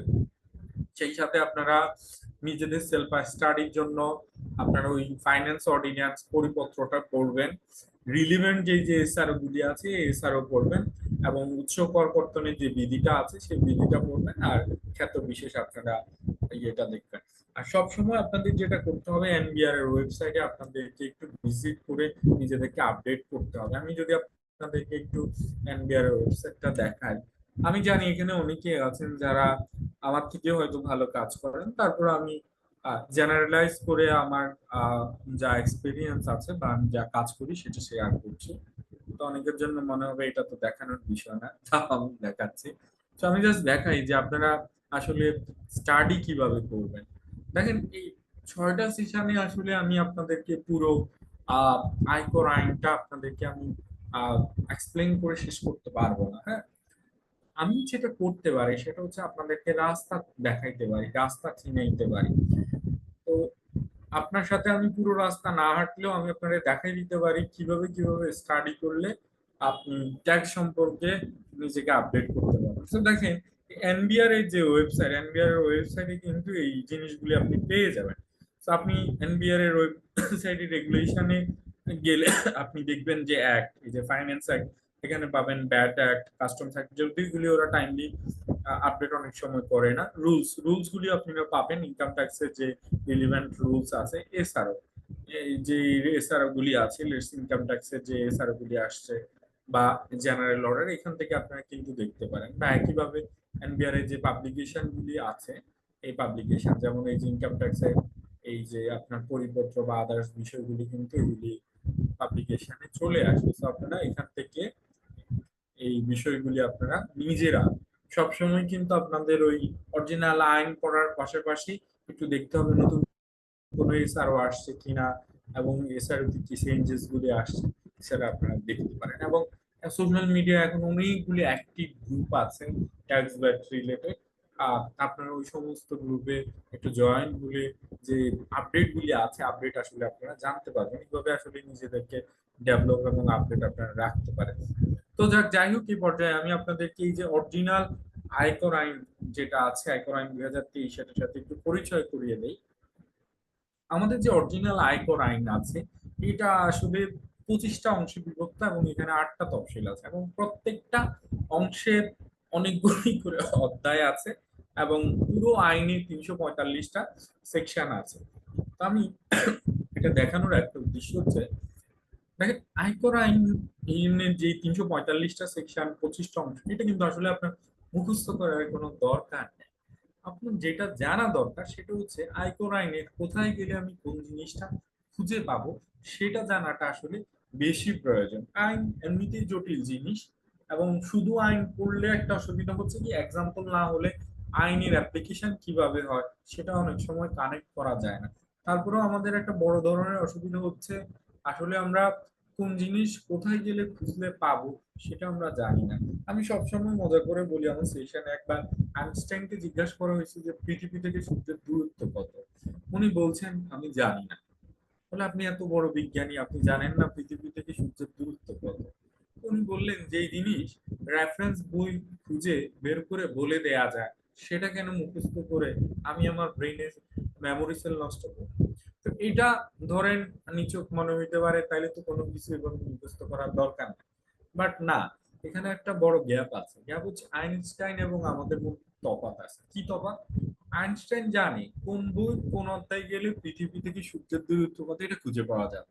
আমরা কিন্তু আসলে এটা জানি না যে কোন বইতে গেলে আমি খুঁজে পাবো পৃথিবী থেকে সূর্যের দূরত্ব। স্পেসিফিক জিনিসটা আসলে আইন মুখস্থ করতে হবে না, কিন্তু আইনের কোন জায়গায় হাত দিলে এই জিনিসটা পাওয়া যাবে এইটা জানা আসলে খুব জরুরি। তো এই জন্য আমি আপনাদেরকে একটু পরিচয় করাই দিব আয়কর আইনটা আমি কিভাবে স্টাডি করব, এই আইনের কোন অংশে গিয়ে আমি কি জিনিস খুঁজে পাবো। প্রথমে আসি আমরা যে রেগুলার যে ট্যাক্সের কমপ্লায়েন্স আছে, এই যে ট্যাক্স ডিডাকশন নিয়ে যখন আপনি পড়বেন তখন আপনাকে এই যে ট্যাক্স ডিডাকশন এবং অ্যাডভান্স ট্যাক্স পেমেন্ট, এটা নিয়ে যখন আপনি পড়বেন তখন আপনাকে দেখতে হবে আয়কর আইনের অংশ 7 কর পরিশোধ। এটা কিন্তু রেগুলার বেসিস একটা কোম্পানি বা উইথহোল্ডিং এন্টিটির একটা রেগুলার কাজ হচ্ছে উচ্চ কর কর্তন, quarterly withholding tax return submit করা, এবং quarterly advance income tax payment করা যদি দরকার হয়। সো এই যে এই রেগুলার উচ্চ কর কর্তন এবং অ্যাডভান্স ট্যাক্স পেমেন্টের জন্য আমাদের করতে হবে অংশ 7। আর এটার সাথে ওই যে যেটা বললাম উচ্চ কর কর্তনের যে বিধি, ওই বিধিটা আপনাকে পড়তে হবে। আইনের সাথে একটা এডিশনাল বিধি আপনার পড়তে হবে। বাপন ব্যাপারীর যে বইটা আছে, ওনাদের বইতে ওনারা একটা সুন্দর জিনিস করছে। ওনারা ওই যে আয়কর আইন এবং রিলেটেড এসআরও কিংবা হচ্ছে রুলস গুলি সাথে সাথে দিয়েছে, মানে একসাথে যদি পড়তে চান তাহলে আপনারা ওই বইটাও বেসিক্যালি দেখতে পারেন বাপন ব্যাপারী। এছাড়া যে কোনো একটা টেক্সট সংকলন কিনলেই হয়। এখন সবগুলি সংকলনে আপনার অরিজিনাল আইন এবং আইনের সাথে রিলিভেন্ট এসআরও গুলি দিয়ে দেওয়া আছে। আচ্ছা, রেগুলার কাজ হচ্ছে এটা। আর এরপরে আসি আমি ওয়ান অফ যে কাজটা, ওয়ান অফ কাজ হচ্ছে বছর শেষে আপনাকে কি করতে হবে, ওই কোম্পানি বা এন্টিটি ট্যাক্স রিটার্ন পেমেন্ট করতে হবে। বছর শেষে ট্যাক্স রিটার্ন পেমেন্ট করতে হলে আমাকে আগে বের করতে হবে যে আমার টোটাল, যে আপনার যে টোটাল গ্রস ইনকাম বা যে নেট ইনকাম আছে বাট প্রফিট বিফোর ট্যাক্স আছে, ওই প্রফিট বিফোর ট্যাক্স এর উপর ডিরেক্টলি কিন্তু আমি ট্যাক্স বের করতে পারবো না। কেন পারবো না? কারণ আমার আয়কর আইনে কিছু এক্সপেন্সকে বলছে এটা ও ইনঅ্যাডমিসিবল, কিছু এক্সপেন্স বলছে এটা পার্শিয়ালি অ্যাডমিসিবল। তাহলে আমাকে কিন্তু এখানে অ্যাডজাস্ট করতে হবে, হ্যাঁ। এবং কিছু কিছু জায়গায় আয়কর আইন কিন্তু জেনারেল আন্ডারস্ট্যান্ডিং থেকে ডিফারেন্ট। তো আমাদের আয়কর আইন অনুযায়ী কিভাবে আমরা আয় পরিগণনা করব সেটা জানার জন্য আমাদেরকে পড়তে হবে অংশ 5, সেকশন 30 থেকে শুরু করে এই সেকশন 67 পর্যন্ত আপনারা যদি পড়েন তাহলে আপনারা পার্ট দেখবেন যে কিভাবে আপনার বিভিন্ন হেড অফ ইনকাম থেকে ট্যাক্সেবল ইনকামটা, মানে বিভিন্ন হেডস থেকে ট্যাক্সেবল ইনকামটা বের করতে হয়। আমাদের আয়কর আইনে যে 7টা হেড আছে, মানে এমপ্লয়মেন্ট থেকে শুরু করে আদার সোর্স, সেটা আপনারা এই অংশ 5-এ জানবেন। আর আমি এখানে আপনাদেরকে অবশ্যই যে সেকশনগুলি পড়তে বলবো সেটা হচ্ছে সেকশন 32 থেকে 34। সেকশন 32 থেকে 34 এ আছে ইনকাম ফ্রম এমপ্লয়মেন্ট, আর সেকশন 45 থেকে সেকশন 56 হচ্ছে ইনকাম ফ্রম বিজনেস। এই দুইটা জায়গায় আমি অবশ্যই আপনাদেরকে পড়তে বলবো। আবার বলছি, সেকশন 32 থেকে 34 এটা হচ্ছে ইনকাম ফ্রম এমপ্লয়মেন্ট, আর সেকশন 45 থেকে সেকশন 56 এটা হচ্ছে ইনকাম ফ্রম বিজনেস। এই দুটো জিনিস আপনারা অবশ্যই পড়বেন। তারপরে আসি, আমরা কিন্তু যখন সারা বছর পরে ট্যাক্স রিটার্ন ফাইল করতে যাই, আমরা একটু চাই যে একটু যদি অব্যাহতি নেওয়া যায়, ট্যাক্স রিবেট নেওয়া যায়, একটু রিডিউস রেট নেওয়া যায়। এটা যদি আমি জানতে চাই তাহলে আমাকে পড়তে হবে অংশ 6। আর এটার সাথে আমাদেরকে কিন্তু একটা তফসিল পড়তে হবে। আমাদের এই অরিজিনাল আইনের 25টা অংশের পাশাপাশি 8টা যে শিডিউল আছে, এই শিডিউল থেকে তফসিল 6 এটা আমাদের পড়তে হবে। এই তফসিল 6 আসলে কি আছে? এই যে যেমন ধরেন রহমান সাহেবের গ্রস স্যালারি হচ্ছে কথার কথা 21 লাখ টাকা। ওনার যদি গ্রস স্যালারি 21 লাখ হয়, ওনার ট্যাক্সেবল স্যালারি কিন্তু 21 লাখ হবে না। ওনার ট্যাক্সেবল স্যালারির এখানে উনি এক্সাম্পশন পাবে। উনি যে এক্সাম্পশন পাবে, সেই এক্সাম্পশন কোথায় বলা আছে? সেই এক্সাম্পশনটা বলা আছে কিন্তু আয়কর আইনের এই যে তফসিল 6 এর অংশ 1 6 শিডিউল পার্ট 1 ক্লজ 7। এখানে বলা হচ্ছে ইনকাম ফ্রম এমপ্লয়মেন্টে 1/3 অথবা annually 5 lakh, whichever is lower shall be exempted। তাহলে রহমান সাহেবের গ্রস স্যালারি যদি হয় 21 লাখ, 21 লাখের 1/3 কত? 7 লাখ, অথবা অ্যানুয়ালি 5 লাখ। এই দুটোর মধ্যে লোয়ার কত? 5 লাখ। তাহলে রহমান সাহেবের 21 লাখ থেকে 5 লাখ অব্যাহতি পাবে, ওনার তাহলে ট্যাক্সেবল হবে 16 লাখ। এছাড়াও আরো অনেকগুলি অব্যাহতির কথা আছে, যেমন হচ্ছে গ্র্যাচুইটি থেকে যে টাকা পাবে সেখানে 2.5 কোটি টাকা পর্যন্ত গ্র্যাচুইটি, কিংবা রিকগনাইজ প্রভিডেন্ট ফান্ড থেকে যে টাকাটা পাবে সেটা এক্সাম্পটেড, অথবা কোনো একজন ব্যক্তির যে রেমিটেন্স ইনকাম সেটা অব্যাহতি প্রাপ্ত, কিংবা ধরেন বাবা মা ভাই বোন হাজবেন্ড ওয়াইফ ছেলে মেয়ে থেকে যে গিফটটা পাচ্ছেন সেটা যদি যিনি গিফট দিচ্ছেন তারও রিটার্নে দেখায় সেটা অব্যাহতি প্রাপ্ত। এই সমস্ত ইনফরমেশন কিন্তু এই 6 শিডিউল পার্ট 1 এ আছে। আরেকটা জিনিস, আমরা যখন ট্যাক্সের ইনভেস্টমেন্ট রিবেট নিতে চাই, রিবেট নিতে হলে রেয়াত নিতে হলে আমাদেরকে কিন্তু বিনিয়োগ করতে হয়। তো বিনিয়োগ না করলে কিন্তু আপনি রেয়াত পাবেন না। তো কোথায় বিনিয়োগ করলে রেয়াত পাবো সেটা কিন্তু 6 শিডিউল পার্ট 1 পার্ট 3 তে বলা আছে। 6 শিডিউল পার্ট 3, তাহলে আপনারা যেটা অবশ্যই পড়বেন, অন্য কিছু পড়েন আর না পড়েন, তফসিল 6 এটা অবশ্যই পড়বেন। তফসিল 6 এর অংশ 1 এ আছে অব্যাহতিপ্রাপ্ত আয়, আর অংশ 3 এ আছে কোথায় কোথায় বিনিয়োগ করলে আপনি রেহাত পাবেন। এই দুটো পড়তে হবে স্যার। এই অংশ 6 এর সাথে তফসিল 6টা আপনারা পড়বেন। আরেকটা জিনিস হচ্ছে, আমরা যে ট্যাক্সটা ডিটারমাইন করব, আমাদের ট্যাক্স ডিটারমাইনটা হয় আসলে 3 ফোল্ডে। একটা হচ্ছে প্রথম রেগুলার ইনকামের উপর ট্যাক্স, আরেকটা হচ্ছে এই যে এতক্ষণ ধরে আমরা বলছি, আপনি যখন কোনো একটা পেমেন্ট পাবেন, পেমেন্ট পাওয়ার সময় কিন্তু সাথে সাথে একটা ট্যাক্স কেটে ফেলে। ধরেন আপনি বিক্রি করলেন 5 কোটি টাকার একটা সেল করলেন, এটা যে কোনো একটা সাপ্লাই দিনে, যাকে আপনি সাপ্লাই দিচ্ছেন উনি কিন্তু ওই 5 কোটি টাকা দেওয়ার সময় আপনাকে পুরো 5 কোটি টাকা দিবে না। ধরলাম এখানে আমি ভ্যাটের বিষয় আনছি না, 5 কোটি টাকা বিক্রয় মূল্য, 5 কোটি টাকার থেকে উনি 5% ট্যাক্স কাটবেন, মানে উনি 25 লাখ টাকা ট্যাক্স কেটে আপনাকে বাকি 4,75,00,000 টাকা দিন। তো উনি যে আপনার 5 কোটি টাকা থেকে 25 লাখ টাকা ট্যাক্স কাটছেন, এটা কিন্তু আপনার জন্য একটা ন্যূনতম কর। হ্যাঁ? So, আপনার এই যে 5 কোটি টাকা সেল হলো, হয়তো দেখা গেল আপনার 5 কোটি টাকা সেল হওয়ার পরে আপনার খরচ হচ্ছে 5,10,00,000। তাহলে কি হচ্ছে, আপনার কোনো রেগুলার ট্যাক্স নাই, আপনার লস হচ্ছে 10 লাখ। যদি লস হয় আপনার কিন্তু রেগুলার ট্যাক্স নাই, কিন্তু আপনার যে এই যে উচ্চ কর কর্তন করা আছে সেটা আপনার ন্যূনতম কর। তা আপনাদের এই ন্যূনতম কর জিনিসটা এটা একটু বুঝতে হবে। তাহলে আপনি এই দেখলেন রেগুলার ট্যাক্স 0, ন্যূনতম কর হচ্ছে আপনার 25 লাখ, এই দুটোর মধ্যে যেটা হায়ার সেটা হচ্ছে আপনার ট্যাক্স। কিংবা আরেকটা কেস হচ্ছে, সেটাও খুব ভয়াবহ। এরপরে যেটা আসবে সেটা হচ্ছে গ্রস রিসিপ্টের উপর মিনিমাম ট্যাক্স। ধরেন আপনি 5 কোটি টাকা সেল করছেন, আপনার খরচ হচ্ছে 5,10,00,000, তার মানে রেগুলার ট্যাক্স না। এবং এবার যে 5 কোটি টাকা যার কাছে সেল করছেন ও হচ্ছে কোনো কর কর্তন করে না, তাহলে মিনিমাম ট্যাক্স নেয়। তাহলে আপনি ভাবছেন যে রেগুলার ট্যাক্সও না মিনিমাম ট্যাক্সও না, আমার মনে হয় ট্যাক্স দিতে হবে না। না, এখানে কিন্তু তা না। 163(5) ধারায় বলা হচ্ছে আপনার যে গ্রস রিসিপ্টের উপরে আপনাকে 1% মিনিমাম ট্যাক্স দিতে হবে। তো এই গ্রস রিসিপ্ট আর আসলে সেলস এক জিনিস না, তাই না? যাহা আমি বিক্রি করি, এই বিক্রিটা আমার কি হতে পারে, এটা আমার ক্রেডিট সেলস হতে পারে। তো ধরেন আপনি 5 কোটি টাকা বিক্রি করছেন, এখানে ক্লোজিং রিসিভেবল আছে 1 কোটি, তাহলে আপনার আসলে গ্রস রিসিপ্ট হচ্ছে 4 কোটি। এই 4 কোটি টাকার 1% কত আসে, এটা 4 লাখ টাকা। 4 লাখ টাকা কিন্তু আপনার মিনিমাম ট্যাক্স দিতে। এই জন্য আপনাদেরকে কিন্তু আরেকটা জিনিস জানতে হবে, মিনিমাম ট্যাক্স অংশ 8। এখান থেকে একটা সেকশন অবশ্যই অবশ্যই পড়বেন, সেটা হচ্ছে সেকশন 163। কত? সেকশন 163। এবার কিন্তু 2025-এর ফাইন্যান্স অর্ডিন্যান্সে সেকশন 163 কিছু চেঞ্জেস আসে, মেজর চেঞ্জেস।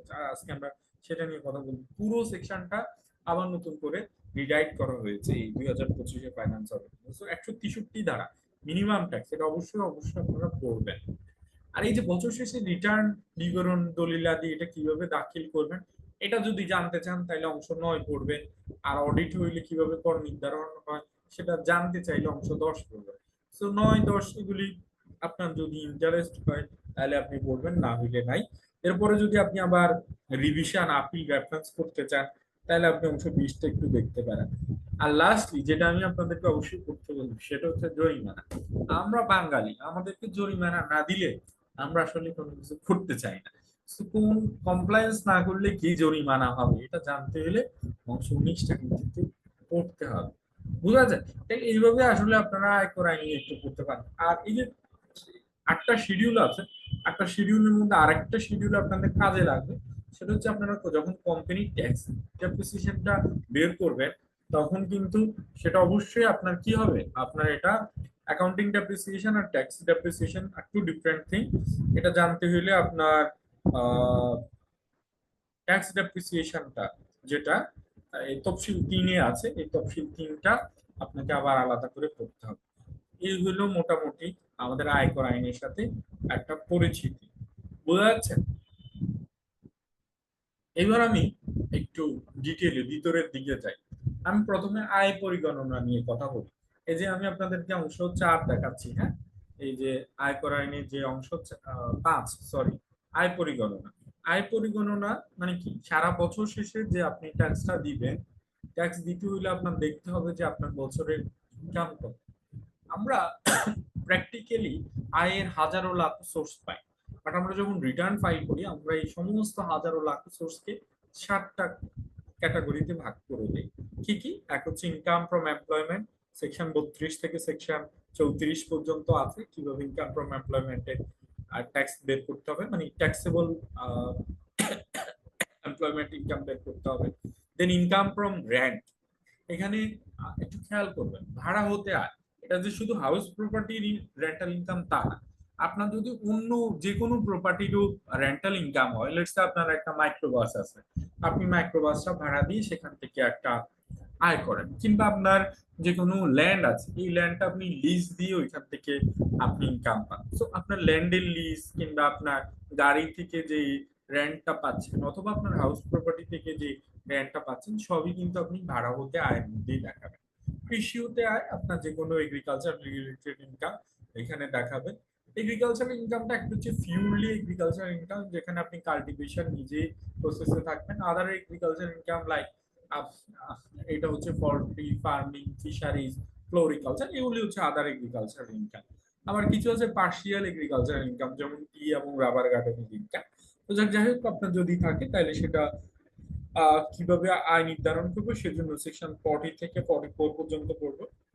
যেটা আমি বলছি আপনাদেরকে অবশ্যই পড়ার জন্য, সেটা হচ্ছে ব্যবসা হতে আয় সেকশন 45 থেকে 56, আর একটা বলছি চাকরি হতে আয়। এই দুটো একদম কমন, বা একটা কোম্পানিরও যখন আপনি ট্যাক্স কমপ্লায়েন্স করতে যাবেন তখন কিন্তু আপনার এই দুটো জিনিস অবশ্যই লাগতে হবে। স্যালারি ডিটেলস কিভাবে বের করবেন, এর জন্য ইনকাম ফ্রম এমপ্লয়মেন্ট জানতে হবে, আর ব্যবসায়ের আয় কিভাবে হয় নির্ধারণ করা হয় সেটার জন্য সেকশন 45 থেকে সেকশন 56 পর্যন্ত বলবেন। মূলধনী আয় ইনকাম ফ্রম ক্যাপিটাল গেইন কিভাবে হবে সেটার জন্য আপনার সেকশন 57 দেখতে হবে। এখানে একটু বলে রাখি, কোম্পানির জন্য ক্যাপিটাল গেইনের ট্যাক্সের রেট হচ্ছে 15%, আর এটা যদি হয় ইন্ডিভিজুয়াল সেক্ষেত্রে কিন্তু দুটো আলাদা রেট। ইন্ডিভিজুয়াল হলে প্রথম কোশ্চেন হচ্ছে ইন্ডিভিজুয়াল যে মূলধনী আয়টা করছে, মানে ওনার যে অ্যাসেটটা ডিসপোজ করে যে গেইনটা হচ্ছে, সেটা কি অ্যাসেট অ্যাকুইজিশনের 5 বছরের মধ্যে না 5 বছরের পরে। অ্যাসেট অ্যাকুইজিশনের 5 বছরের মধ্যে যদি কোনো ব্যক্তি হ্যাঁ মূলধনী আয় করেন তাহলে এটা স্ল্যাব রেটে ট্যাক্স হবে। আর যদি ওনার অ্যাসেট অ্যাকুইজিশনের 5 বছর পরে ডিসপোজ করে কোনো একজন ব্যক্তির মূলধনী আয় হয়, তাহলে ওনার ট্যাক্সটা হবে টু ফোল্ডে। প্রথমে দেখতে হবে এটা স্ল্যাব রেটে ট্যাক্স কত, দেন দেখতে হবে এটার 15% স্ট্রেট লাইনে মূলধনী আয়ের ট্যাক্সটা কত আসে। দুটোর মধ্যে যেটা লোয়ার হবে সেটা হবে ট্যাক্স। বাট কোম্পানির জন্য হইলে, কোম্পানির মূলধনী আয় হলে ট্যাক্সের রেট হবে 15%। আর কোম্পানির কিন্তু এই মূলধনী আয় ছাড়া অন্য যে আয়গুলি আছে, লেটস সে ব্যবসা আয় বা ফাইন্যান্সিয়াল অ্যাসেটের আয়, সেখানে রেগুলার রেট হচ্ছে 27.5%। দেন ইনকাম ফ্রম ফাইন্যান্সিয়াল অ্যাসেট, এখানে হচ্ছে যে কোনো শ্রেণীর করদাতাদের যত ফাইন্যান্সিয়াল অ্যাসেটের ইনকাম আছে, লাইক এফডিআর, সঞ্চয়পত্র, ট্রেজারি বিল, ট্রেজারি বন্ড, কিংবা শেয়ার মার্কেটের ডিভিডেন্ড, এখান থেকে যত ইনকাম আসবে সব আপনার ইনকাম ফ্রম ফাইন্যান্সিয়াল অ্যাসেটের আন্ডারে রিপোর্ট হবে। এন্ড ভেরি লাস্টলি হচ্ছে কোনো ইনকাম যদি এটা কোনো হেডে না পড়ে, তাহলে সেটা আমরা ইনকাম ফ্রম আদার সোর্স হিসেবে দেখাবো। এখানে একটা জিনিস আপনাদেরকে বলি, যে একটু আগে আমি বলছি যে কোনো একজন ইন্ডিভিজুয়াল স্বাভাবিক ব্যক্তি, উনি যদি দেশের বাইরে বৈধ ওয়ার্ক পারমিটের মাধ্যমে কাজ করে লিগ্যাল চ্যানেলে বাংলাদেশে টাকা পাঠায়, ওই রেমিটেন্সটা এক্সাম্পটেড ইনকাম হয়। কিন্তু রেমিটেন্সের এগেনস্টে যদি কোনো ক্যাশ ইনসেন্টিভ দেয়, সেটা কিন্তু অব্যাহতিপ্রাপ্ত আয় হবে না। রেমিটেন্সের এগেনস্টে যদি কোনো ক্যাশ ইনসেন্টিভ পায়, সেটা ইনকাম ফ্রম আদার সোর্সে রিপোর্ট করতে হবে। শ্রেণীর করদাতাদের জন্য লাগবে, ঠিক আছে। কিংবা ক্যাশ ইনসেন্টিভের যদি কারো কোনো ইনকাম থাকে, সেটা আসলে ইনকাম ফ্রম আদার সোর্সে চলে আসবে। তো এই হচ্ছে বেসিক্যালি আমাদের মেজর হেড অফ ইনকাম। এই হেড অফ ইনকাম গুলি থেকে কিভাবে ট্যাক্স নির্ধারণ, মানে ট্যাক্সেবল ইনকাম এবং ট্যাক্স নির্ধারণ করতে হয়, এটা আমরা আমাদের নেক্সট সেশন, আগামী সেশনে, আগামী সপ্তাহে এটা নিয়ে আমরা আলোচনা করব, ঠিক আছে। ওকে, এবার আসি আমরা ট্যাক্স পেয়ার টাইপ। এই জায়গাটা খুব ইম্পর্টেন্ট। দেখেন, আপনি যখন ট্যাক্স কমপ্লায়েন্স নিয়ে কাজ করবেন, তখন কিন্তু আপনার প্রথম কোশ্চেন হবে করদাতার টাইপ কি। কারণ করদাতার টাইপের উপর নির্ধারণ করবে এই করদাতার ট্যাক্সের রেট কি হবে, এই করদাতার হচ্ছে ট্যাক্স ডে কবে হবে, এই করদাতা উচ্চ কর কর্তন করবে কি করবে না, ওর গ্রস রিসিপ্টের লিমিট কি হবে, এবং বাকি সমস্ত কমপ্লেন্স কিন্তু নির্ভর করবে করদাতার টাইপের উপর। আমাদের আয়কর আইনে করদাতাদেরকে 7টা ভাগে ভাগ করা হয়, মানে নতুন যে আয়কর আইন 2023, সেখানে করদাতাদেরকে 7টা ভাগে ভাগ করা। পুরনো অর্ডিন্যান্সে 10 ভাগে ছিল, এখন এটাকে 7টা ভাগে ভাগ করা। এই 7টা ভাগ কি? প্রথম যেটা হচ্ছে সেটা হচ্ছে ইন্ডিভিজুয়াল বা স্বাভাবিক ব্যক্তি, এবং হচ্ছে হিন্দু আনডিভাইডেড ফ্যামিলি, হিন্দু অবিভক্ত পরিবার। ইন্ডিভিজুয়াল এবং হিন্দু আনডিভাইডেড ফ্যামিলি এই দুইটা এন্টিটি ট্যাক্স কমপ্লায়েন্স একই রকম। ইন্ডিভিজুয়াল এবং হিন্দু আনডিভাইডেড ফ্যামিলির ট্যাক্স ডে হচ্ছে 30শে নভেম্বর এবং এরা স্ল্যাব ডেটে ট্যাক্স দিবে। এছাড়া বাকি যারা আছে farm, company, association of person, trust এবং ফান্ড, এদের সবার জন্য কিন্তু এখন ট্যাক্স ডে হচ্ছে এদের অর্থবছর শেষ হয়ে যাওয়ার পরবর্তী নবম মাসের 15 তারিখ অথবা 15ই সেপ্টেম্বর, যেটা পরে আসে। তো যাই হোক, প্রথম হচ্ছে ট্যাক্স পেয়ারের টাইপ হচ্ছে ইন্ডিভিজুয়াল এবং আনডিভাইডেড ফ্যামিলি। এছাড়া কি আছে? এছাড়া আছে farm, farm means partnership farm. এছাড়া আছে ট্রাস্ট, এছাড়া আছে অ্যাসোসিয়েশন অফ পার্সন, এছাড়া আছে ফান্ড। 2025-এর অর্ডিন্যান্সে যেটা বলা হচ্ছে, বলছে যে এখন ফান্ডদেরকে বাধ্যতামূলক রিটার্ন সাবমিট করতে হবে না। আমি আবার বলছি, কি বলছে? ফান্ডদেরকে এখন আর বাধ্যতামূলক রিটার্ন ফাইল করতে হবে না। তো এই 7 শ্রেণীর করদাতাদের মধ্যে ফান্ডের এখন বাধ্যতামূলক রিটার্ন ফাইলিং এর প্রভিশন নাই। আর বাকি যে 6 শ্রেণীর করদাতা আছে এদেরকে কিন্তু বাধ্যতামূলক রিটার্ন ফাইল করতে হবে। আচ্ছা, এবার আসি, এই যে আমি 7 শ্রেণী বলছি, একটা এখনো আমি বলিনি, সেটা হচ্ছে কোম্পানি, না বললেও দেখা যায়। আমাদের আয়কর আইনে কোম্পানির ডেফিনিশন সবচেয়ে বড়। আমাদের আয়কর আইনে করদাতাকে কয় ভাগে ভাগ করা হচ্ছে? Individual, Hindu undivided family, partnership firm, association of person, trust এবং ফান্ড। এই 6 ক্যাটাগরি ছাড়া অন্য যত করদাতা আছে সবাইকে কোম্পানি হিসেবে ট্রিট করা হবে।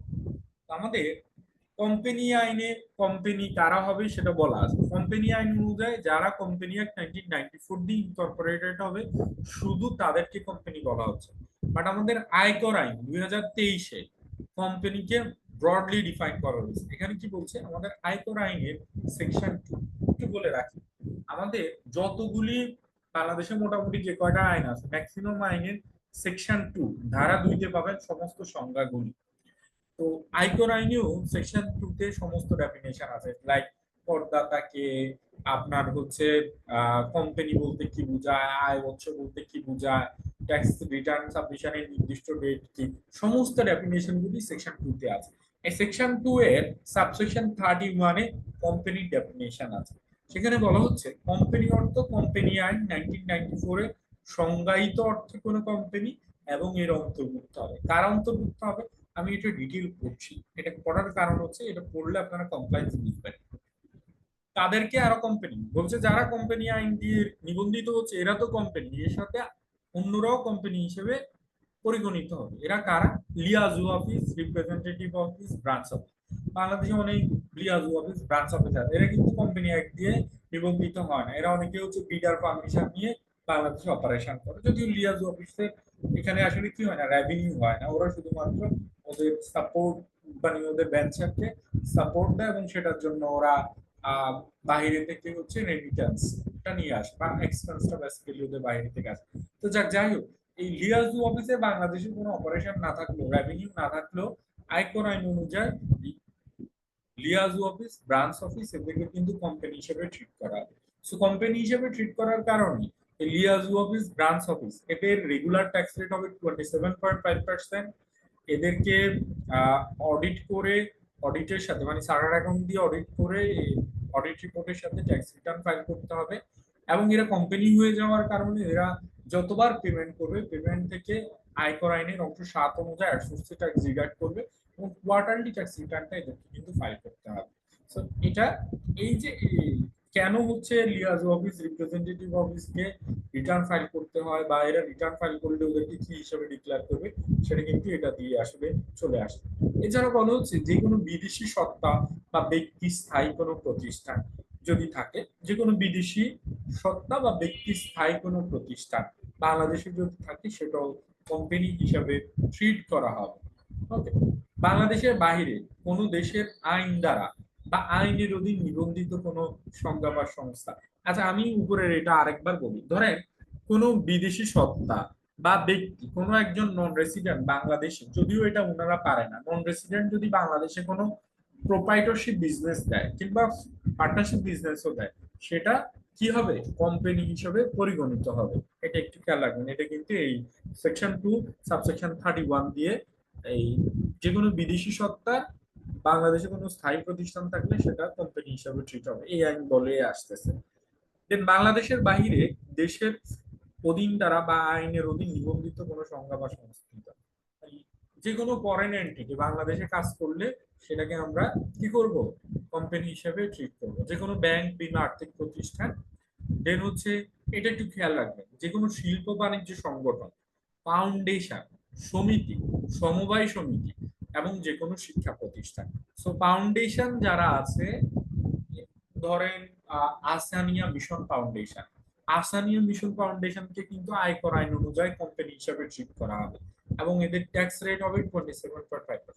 বাট সমিতি, সমিতিকেও আয়কর আইন অনুযায়ী কি কি করা হবে, কোম্পানি হিসেবে ট্রিট করা হবে। বাট আমাদের এই যে ফাইন্যান্স অর্ডিন্যান্সের সমিতির জন্য আলাদা ট্যাক্স রেট আছে। যে কোনো শিক্ষা প্রতিষ্ঠান, যেমন প্রাইমারি স্কুল থেকে শুরু করে ইউনিভার্সিটি পর্যন্ত, হ্যাঁ, বা কিন্ডার গার্ডেন থেকে শুরু করে ইউনিভার্সিটি পর্যন্ত শিক্ষা প্রতিষ্ঠান যাই হোক না কেন, এটাকে কিন্তু আপনার কি হিসাবে ধরা হবে, এটাকে আপনার কোম্পানি হিসাবে ধরা হবে। এখন এখানে দুই তিনটা জিনিস বলি। একটা কিন্ডার গার্ডেন বা প্রাইমারি স্কুল বা প্রি প্রাইমারি স্কুল, আয়কর আইনে যেটা বলা হচ্ছে, প্রাইমারি এবং প্রি প্রাইমারি স্কুল এদেরকে কিন্তু রিটার্ন সাবমিশন এদের বাধ্যতামূলক না, বা এমপিও মুক্ত যেসব স্কুলগুলি আছে এদের কিন্তু রিটার্ন সাবমিশন বাধ্যতামূলক না। বাট এটা যদি ইংলিশ মিডিয়াম স্কুল হয়, ইংলিশ মিডিয়াম প্রাইমারি স্কুল হয়, তাহলে কিন্তু ইংলিশ মিডিয়াম তো প্রাইমারি স্কুল বলে না, ইংলিশ মিডিয়াম স্কুল হয় বা তাইলে এদেরকে অবশ্যই কোম্পানি হিসেবে রিটার্ন ফাইল করতে হবে। আর যেটা বললাম, প্রাইভেট ইউনিভার্সিটি যারা, এরাও কোম্পানি হিসেবে রিটার্ন ফাইল করবে, তবে প্রাইভেট ইউনিভার্সিটির জন্য ট্যাক্স রেট হবে 15%, ওদের জন্য রেগুলার ওই যে 27.5%। তো যে কোনো কোম্পানির প্রাইভেট হিসাবে ট্যাক্স রেট হবে 27.5%, যদি না ওর জন্য আলাদা করে কোনো রেট ফাইন্যান্স অর্ডিন্যান্সে বা ফাইন্যান্স অ্যাক্টে না বলে দেয়। ঠিক আছে, দেন আসি এনজিও বিষয়ক ব্যুরোর বা অধীনে বা যে কোনো মাইক্রো ক্রেডিট রেগুলেটরি অথরিটির সাথে যারা নিবন্ধিত আছে সবাইকে আসলে আপনার কোম্পানি হিসেবে ট্রিট করা হবে। ব্র্যাক, আশা, প্রশিকা, এরা যারা আছে এদের সবাইকে কিন্তু কোম্পানি হিসেবে ট্রিট করা হবে। পরের বিষয়টা হচ্ছে কোনো ফার্ম, ব্যক্তি সংঘ, জয়েন্ট ভেঞ্চার বা ব্যক্তিবর্গের সংগঠন, তা যেই নামেই হোক না কেন, উক্তরূপ ব্যক্তিবর্গের কেউ কোম্পানি আইনে সংজ্ঞায়িত অর্থে কোনো কোম্পানি, এটা যদি আমি আপনাদেরকে একটু বুঝিয়ে বলি, let's say ABC limited company এবং messrs brothers is a partnership firm এবং এবিসি লিমিটেড একটা কোম্পানি, মেসার্স ব্রাদার্স এবং পার্টনারশিপ ফার্ম, এই দুজন মিলে যদি আরেকটা ধরেন পার্টনারশিপ কনসার্ন ক্রিয়েট করে, ওই পার্টনারশিপ কনসার্নকে কোম্পানি হিসেবে ট্রিট করা হবে। কেন? কারণ এই কনসার্নে যে কোনো একজন একটি কোম্পানি। তো আপনি যদি কোনো কোম্পানির সাথে কোনো ফার্ম, ব্যক্তি সংঘ, জয়েন্ট ভেঞ্চার করেন, তাহলে পুরোটাকেই কোম্পানি হিসেবে ট্রিট করা হবে। এরপরে বলা হচ্ছে সংবিধিবদ্ধ সরকারি কর্তৃপক্ষ, স্থানীয় কর্তৃপক্ষ, স্বায়ত্তশাসিত সংস্থা, এদের সবাইকে কোম্পানি হিসেবে ট্রিট করা হচ্ছে। তবে এর মধ্যে যেমন স্বায়ত্তশাসিত প্রতিষ্ঠান like ICAB, ICMAB, this are the autonomous body, কিন্তু এরা অটোনোমাস বডি, এদের কোম্পানি হিসেবে ট্রিট হবে ঠিকই, বাট এদেরকে রিটার্ন সাবমিশন করা বাধ্যতামূলক থেকে কি করেছে, অব্যাহতি দিয়েছে। এরপরে যেটা বলা হচ্ছে আপাতত বলবৎ কোনো আইন দ্বারা বা আইনের অধীনে প্রতিষ্ঠিত বা গঠিত যে কোনো সত্তা, এছাড়াও আপনার অন্য যে কোনো, আমরা আগে যে 6টা ক্যাটাগরি বলছি, ওই 6 ক্যাটাগরি ছাড়া অন্য কোনো ফর্মে কেউ যদি কোনো লিগ্যাল এন্টিটি এখানে ক্রিয়েট করে, সেটা আপনার কোম্পানি হিসেবে ট্রিট হবে। তার মানে কি দাঁড়াচ্ছে, আসলে কোম্পানি হচ্ছে সবচেয়ে ব্রডার ডেফিনিশন। আমি যদি স্পেসিফিকলি নিউটা পড়ি, তাহলে আর আসলে উপরের এতগুলি আমার পড়ার দরকার হয় না। নিয়তে বলছে স্বাভাবিক ব্যক্তি, ফার্ম মিন্স পার্টনারশিপ ফার্ম, ব্যক্তি সংঘ means association of person, trust like Ibn Sina trust, হিন্দু অবিভক্ত পরিবার, Hindu undivided family and firm, এই 6টা ছাড়া অন্য সকল সত্তাকে কোম্পানি হিসাবে পরিগণিত করা হবে। ফার্ম বলতে আপনারা বুঝেন, farm means partnership farm. Partnership firm আপনি আরজেসি তে রেজিস্ট্রেশন করেও করতে পারেন অথবা পার্টনারশিপ নির্দিও করতে পারেন। সো পার্টনারশিপ ফার্মের কিন্তু আলাদা করে দিন থাকবে এবং পার্টনারশিপ ফার্মকে কিন্তু এখন ওই যে কবের মধ্যে, যে 15ই মার্চের মধ্যে রিটার্নটা ফাইল করতে হবে। তার পার্টনারশিপ ফার্ম কিন্তু সব ট্যাক্সের উইথহোল্ডিং এন্টিটি। দেন আসি হিন্দু আনডিভাইডেড ফ্যামিলি, এরা বাংলাদেশে এই সংখ্যা এখন খুবই কম। হিন্দু যৌথ পরিবার এদের ট্যাক্সের কমপ্লায়েন্স একজন ব্যক্তির মতোই একই রকম, ওরা হচ্ছে ইন্ডিভিজুয়ালের মতো স্ল্যাব রেটে ট্যাক্স দিবে। এবং 30 নভেম্বরের মধ্যে রিটার্নটা ফাইল করতে হবে। অ্যাসোসিয়েশন অফ পার্সন, বিভিন্ন অ্যাসোসিয়েশন অফ পার্সন আছে লাইক বাপিসা বা ধরেন Bangladesh food staff importers association এবং এরকম ইলেকট্রনিক অ্যাসোসিয়েশন, হাজারো অ্যাসোসিয়েশন আছে। সমস্ত অ্যাসোসিয়েশন গুলিকে কিন্তু এরা আসলে আরজেসির থ্রুতে নিবন্ধিত হয় এবং এদেরকে কোম্পানি হিসেবে ট্রিট করা হয়। ট্রাস্ট বেসিক্যালি ট্রাস্ট অ্যাক্ট 1882 দিয়ে ইনকর্পোরেটেড হয়। যেমন একটা জিনিস যেটা আমি বলছি যে ইবনে সিনা ট্রাস্ট। তবে আরেকটা জিনিস মনে রাখেন, পাবলিক এবং প্রাইভেট ইউনিভার্সিটি এরাও ট্রাস্ট দিয়ে ইনকর্পোরেটেড হয়, বাট প্রাইভেট এবং পাবলিক ইউনিভার্সিটি ওদের টাইপ হবে আসলে কোম্পানি, ওরা ট্রাস্ট হিসেবে পড়বে না। ট্রাস্ট হিসেবে যেমন যেটা বলছি, ট্রাস্ট ডিডের আন্ডারে ইবনে সিনা ট্রাস্ট আছে, ইবনে সিনা ট্রাস্টে আমরা ট্রাস্ট হিসেবে ধরবো এবং এর ট্যাক্স রেট আইনে যেমন আছে 27.5%। ফান্ড বলতে যেমন বিভিন্ন প্রতিষ্ঠানে বিভিন্ন recognised and non recognised fund থাকে, like provident fund, gratuity fund, workers welfare fund. এই সমস্ত ফান্ডগুলি কে আলাদা করে ফান্ড হিসেবে ট্রিট করা হবে। গত বছর পর্যন্ত যেটা ছিল রিকগনাইজড প্রভিডেন্ট ফান্ডের ট্যাক্সের রেট 15%, এখনো রেটটা আছে, বাট ফান্ডদেরকে এখন রিটার্ন সাবমিশনের বাধ্যবাধকতা থেকে অব্যাহতি দেওয়া হয়েছে।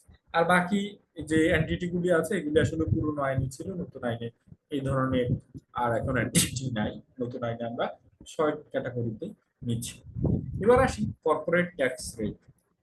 এখানে আমি কম্পারেটিভ দুটো রেট দেখাচ্ছি। একটা হচ্ছে অ্যাসেসমেন্ট ইয়ার 25-26, সেটা হচ্ছে আমরা এই যে এখন যে রিটার্নটা ফাইল করব তখন হচ্ছে এই ট্যাক্স রেটটা হবে আমার যে একদম রাইট সাইডে যে বক্সটা আছে এই রেট অনুযায়ী হবে। আর আমরা যখন ট্যাক্স প্ল্যানিং করব, এই যে আমাদের রানিং যে ইনকাম ইয়ার 25-26 বা ফিসকাল ইয়ার 25-26, এই ফিসকাল ইয়ার বা ফাইন্যান্সিয়াল ইয়ার 25-26 বা ইনকাম ইয়ার 25-26 এর জন্য যখন আমরা কথা বলবো, ট্যাক্স প্ল্যানিং করব, তখন কিন্তু এই রেটগুলি দিয়ে কথা বলবো। আমি যদি একটু আপনাদেরকে মেজর কয়েকটা ট্যাক্স রেট নিয়ে কথা বলি। সবার আগে আসি আমি private limited company. Private limited কোম্পানির এই যে আমরা এই মুহূর্তে যে রিটার্নটা ফাইল করবো 24-25 ইনকাম ইয়ারের জন্য, সেখানে দুটো রেটের কথা বলা আছে। একটা হচ্ছে রেগুলার রেট, দ্যাট ইজ 27.5%, আর একটা হচ্ছে প্রাইভেট লিমিটেড কোম্পানি যদি স্পেসিফিকলি কিছু কন্ডিশন ফলো করে। কন্ডিশনগুলি কি? ওদের সমস্ত রেভিনিউ এবং ওদের ইনভেস্টমেন্ট গুলি ব্যাংকিং চ্যানেলে আসতে হবে, ওদের ইন্ডিভিজুয়াল এক্সপেন্স 5 লাখ এবং কিউমুলেটিভ এক্সপেন্স 40 লাখ টাকা যদি ব্যাংকের মাধ্যমে করে, তার মানে হচ্ছে ব্যাংকিং চ্যানেলে যদি প্রাইভেট লিমিটেড কোম্পানির ট্রানজেকশন হয় সেক্ষেত্রে ওরা 27.5% না, রেদার দেন 25% রেটে ট্যাক্স দিতে পারবে। এটা এই 24-25 ইনকাম ইয়ারের রিটার্নটা দেওয়ার পরে এই সুযোগ আর থাকছে না। তার মানে আগামী বছর যখন আমরা এই যে 25-26 ইনকাম ইয়ারের জন্য যে রিটার্নটা, সেটা কবে হবে? 26-27, হ্যাঁ, এবং তার পরবর্তী 2 বছর 27-28। এখন কিন্তু গভর্নমেন্ট একসাথে 2 বছরের ট্যাক্স রেট দিচ্ছে। তো আগামী 2 বছর প্রাইভেট লিমিটেড কোম্পানির জন্য ট্যাক্স রেট হবে 27.5%। সো ওরা ব্যাংকিং চ্যানেলে ট্রানজাকশন করুক আর না করুক, ইট ডাজন্ট ম্যাটার, ওদের রেটটা 27.5% থাকবে। Okay, listed bank, insurance and financial institution গতবারও ছিল 37.5%, এবারও 37.5%। নন লিস্টেড ব্যাংকের জন্য রেট আগেও যা ছিল এখনো তাই আছে। মানে আমরা 24-25 জন্য যে রেটটা দিচ্ছি আগামী 2 বছরও একই রেটে যাবে। Individual and companies engaged in tobacco business, এখানে 45% আছে। দেন আমরা যদি পরের গুলি দেখি, trust, association of person. Trust একটু আগে আমি বলেছি, ট্রাস্ট এবং অ্যাসোসিয়েশন অফ পার্সন ওরা কিন্তু আলাদা এন্টিটি। হ্যাঁ, ট্রাস্ট এবং অ্যাসোসিয়েশন অফ পার্সনের 24-25 যখন আমরা রিটার্নটা ফাইল করছি, let's see Ibn Sina trust যখন হচ্ছে রিটার্নটা ফাইল করবে, ওদের রেগুলার ট্যাক্স রেট হচ্ছে 27.5%, বাট ওরা যদি ব্যাংকিং চ্যানেলে ট্রানজাকশন করে 24-25 জন্য ওরা রিডিউস রেট 25% এর রিটার্ন ফাইল করতে হয়। বাট আগামী 2 বছর 26-27 এবং 27-28 এই 2 বছর কিন্তু এই 2 অ্যাসেসমেন্ট ইয়ারের জন্য ট্যাক্স রেট কিন্তু 27.5%। ফান্ডের ক্ষেত্রে যেটা বললাম 24-25 জন্য রেটটা আগের মতো 15% আছে এবং গোয়িং ফরওয়ার্ড বলছে ফান্ডের রিটার্ন সাবমিশনের বাধ্যবাধকতা নেই। ফার্ম, পার্টনারশিপ ফার্ম, এটা একটু আপনারা খেয়াল করবেন। পার্টনারশিপ ফার্ম এখন যখন রিটার্নটা ফাইল করবে 24-25 ইনকাম ইয়ারে পার্টনারশিপ ফার্ম স্ল্যাব রেটে ট্যাক্স দিবে। আর আগামী বছর থেকে যে পার্টনারশিপ ফার্মগুলি আছে ওরা কিন্তু সিঙ্গেল রেট 27.5% রেটে ট্যাক্স দিবে। দেন কামিং টু মার্চেন্ট ব্যাংক, বিভিন্ন যেমন সন্ধানী লাইফ ফাইন্যান্স লিমিটেড, এরা ধরেন ইস্যুয়ারের মতো কাজ করে। সো এরা যেহেতু ইস্যুয়ার, এবার পর্যন্ত এদের 37.5% আছে, বাট গোয়িং ফরওয়ার্ড ওরা জেনারেল 7.5% রেটে ট্যাক্স দিবে। 1% কোম্পানি যারা আছে, 1% কোম্পানির ক্ষেত্রে যেটা বলো, আমরা এই বছর যে রিটার্নটা ফাইল করব সেখানে আমরা রেটটা পাবো 22.5%, এবং 1% কোম্পানি যদি ব্যাংকিং চ্যানেলে ট্রানজাকশন করে 20% রেটে ট্যাক্স দিতে পারে। ফায়ার এবার আগামী বছর দিকে রেটটা কিন্তু অনেক বেড়ে যাচ্ছে, সেটা কিন্তু আগামী 2 বছর থাকবে 27.5%। একটু আগে আমি বলেছি আপনাদেরকে কোঅপারেটিভ সোসাইটির ট্যাক্সের রেট হচ্ছে 20%, যদিও এদেরকে কোম্পানি হিসেবে ট্রিট করা হবে, বাট কোঅপারেটিভ সোসাইটির ট্যাক্সের রেট হচ্ছে 20%। Private university, private medical college, private dental college, private engineering college, অথবা এই ধরনের যে কোনো এডুকেশন যারা আছে, এরা যদিও কোম্পানি হিসাবে ট্রিট হচ্ছে, এদের ট্যাক্সের রেট হবে 15%। তো এই রেটগুলি আসলে আপনাদের জানা জরুরি। হ্যাঁ, অনেক সময় হচ্ছে আমরা এই বিষয়গুলি অ্যাওয়্যার থাকি না, এবং ট্যাক্স প্রভিশন কিন্তু অ্যাকর্ডিংলি করা হয় না। দেন কামিং টু মিনিমাম ট্যাক্স, আমি একটু আগেও আমার আলোচনায় বলেছি যে আমরা যে ট্যাক্সটা ডিটারমাইন করি সেটা আসলে তিন ফোল্ডে আমাদের ট্যাক্সটা হবে। প্রথমে হচ্ছে একটা কোম্পানির যে ইনকামের উপর tax. Let's say ABC limited কোম্পানির 5 কোটি টাকা সেলস, ওর এক্সপেন্সেস হচ্ছে 4,60,00,000 টাকা, তাহলে ওর ইনকাম হচ্ছে 40 লাখ টাকা। প্রথমে যেটা হবে, ওর এই 40 লাখ টাকার উপরে 27.5% রেটে ট্যাক্স আসবে। আমি যদি দেখি এই 40 লাখে 27.5% রেটে ট্যাক্স আসে 11 লাখ টাকা, তাহলে প্রথম কি বলছি, ট্যাক্সটা হবে রেগুলার ট্যাক্স। রেগুলার ট্যাক্স হচ্ছে 40 লাখ, 5 কোটি সেল, 4,60,00,000 এক্সপেন্স, তাহলে প্রফিট বিফোর ট্যাক্স 40 লাখ, 40 লাখের 27.5% হচ্ছে 11 লাখ। সেকেন্ড ইস্যু হচ্ছে ওদের উৎসে কর্তন 163(2) দ্বারা। একটু আগে আমি বলছি উৎসে কর্তন মিনিমাম ট্যাক্সটা আছে 163 দ্বারা। 163(2) দ্বারায় বলা হচ্ছে ওইখানে প্রায় কয়টা 31টার মতো মনে হয় সেকশন বা খাত আছে, যেখানে আপনার উৎসে কর কর্তন করা হলে সেটা মিনিমাম ট্যাক্স হিসেবে পরিগণিত করা হবে। তো এখানে বলা হচ্ছে বিক্রি বা সাপ্লাইয়ের এগেইনস্টে সেকশন 89 আর 90 তে যদি কোনো সরবরাহ হয়, তাহলে ওটার এগেইনস্টে যে উৎসে কর কর্তন হবে সেটা হয়ে যাবে মিনিমাম ট্যাক্স। লেটস সে 5 কোটি টাকা সাপ্লাই দেওয়ার সময় আপনার এক সোর্সে 25 লাখ টাকা ট্যাক্স কাটা হয়েছে, তাহলে আপনার এখন কিন্তু ট্যাক্স আসতেছে দুইটা। রেগুলার ইনকাম 40 লাখের উপর 27.5% রেটে ট্যাক্স হচ্ছে 11 লাখ, উৎসে কর্তন হচ্ছে 25 লাখ, আর আপনার গ্রস রিসিপ্টের উপর মিনিমাম ট্যাক্স। 5 কোটি সেল হলো, গ্রস রিসিপ্ট 4 কোটি, 4 কোটি টাকার 1%, দ্যাট ইজ 4 লাখ টাকা ট্যাক্স। তাইলে একটা কোম্পানির ট্যাক্স হবে এই তিনটার মধ্যে যেটা হায়ার সেটা। তাহলে রেগুলার ইনকামের উপর ট্যাক্স হচ্ছে 11 লাখ, উৎসে কর্তন 25 লাখ, গ্রস রিসিপ্টের মিনিমাম ট্যাক্স হচ্ছে 4 লাখ। এই তিনটার মধ্যে হায়ার হচ্ছে উৎসে কর্তন 25 লাখ, তাহলে একটা কোম্পানি ট্যাক্স হবে এখানে 25 লাখ। আমরা যখন ট্যাক্স কম্পিটিশন করবো সেটা যে শুধু ইনকামের উপর হবে তা না। আমাদের অনেক সময় বলি যে লস হয়েছে এবার ট্যাক্স দিতে হবে, হবে না। আসলে বিষয়টা কিন্তু তা না। লস হইলেও আপনার কিন্তু ট্যাক্স আসে, দুভাবে আসে। একটা হচ্ছে আপনার উৎসে কর্তন করা থাকলে সেটা যদি 163(2) দ্বারা মিনিমাম ট্যাক্স হয় তাহলে হবে। আরেকটা হচ্ছে আপনার গ্রস রিসিপ্টের উপর আপনার আবার মিনিমাম ট্যাক্স আসছে, তাহলে লস হইলেও কিন্তু আপনার ট্যাক্স আসতে পারে। এই জন্য আমাদের আসলে মিনিমাম ট্যাক্সের বিষয়টা বুঝতে হবে। এই যে আমি একটু আগে বলছিলাম, সরি 32টা না 38টা খাতে হচ্ছে কর্তন করা হলে সেটা মিনিমাম ট্যাক্স হবে। এই যে প্রথম একটু আগে আমি যেটা বলছি, ওই কোম্পানি 5 কোটি টাকার গুডস সাপ্লাই দিছে, গুডস সাপ্লাইয়ের এগেইনস্টে যে ট্যাক্সটা কাটা হয় এটা আসলে 89 ধারায় ট্যাক্সটা ডিডাক্ট, 89 ধারায় যে ট্যাক্সটা ডিডাক্ট হয় এটা মিনিমাম ট্যাক্স। আচ্ছা, এখানে এবারের আয়কর আইনে একটা চেঞ্জেস আসছে, সেটা হচ্ছে একটু আগে আমি যে এক্সাম্পলটা দিলাম যে রেগুলার ট্যাক্স হচ্ছে 11 লাখ আর উৎসে কর্তন হচ্ছে 25 লাখ, তাহলে ওনার আসলে ট্যাক্স লাইবিলিটি বা ট্যাক্স পেয়েবল হচ্ছে 25 লাখ। আমরা এইবারের রিটার্নে ওনার ট্যাক্স লাইবিলিটি 25 লাখই দেখাবো, কিন্তু আসলে ওনার কিন্তু একটা ওনার সাথে আনজাস্টিস হয়ে যাচ্ছে। ইনজাস্টিস কিভাবে, ওনার রেগুলার আসে 11 লাখ, ওনার উচ্চ কর্তন 25 লাখ হয়ে যাওয়ার কারণে ওনার কিন্তু 14 লাখ টাকা এখানে এডিশনালি ওনার গচ্ছাতে আছে।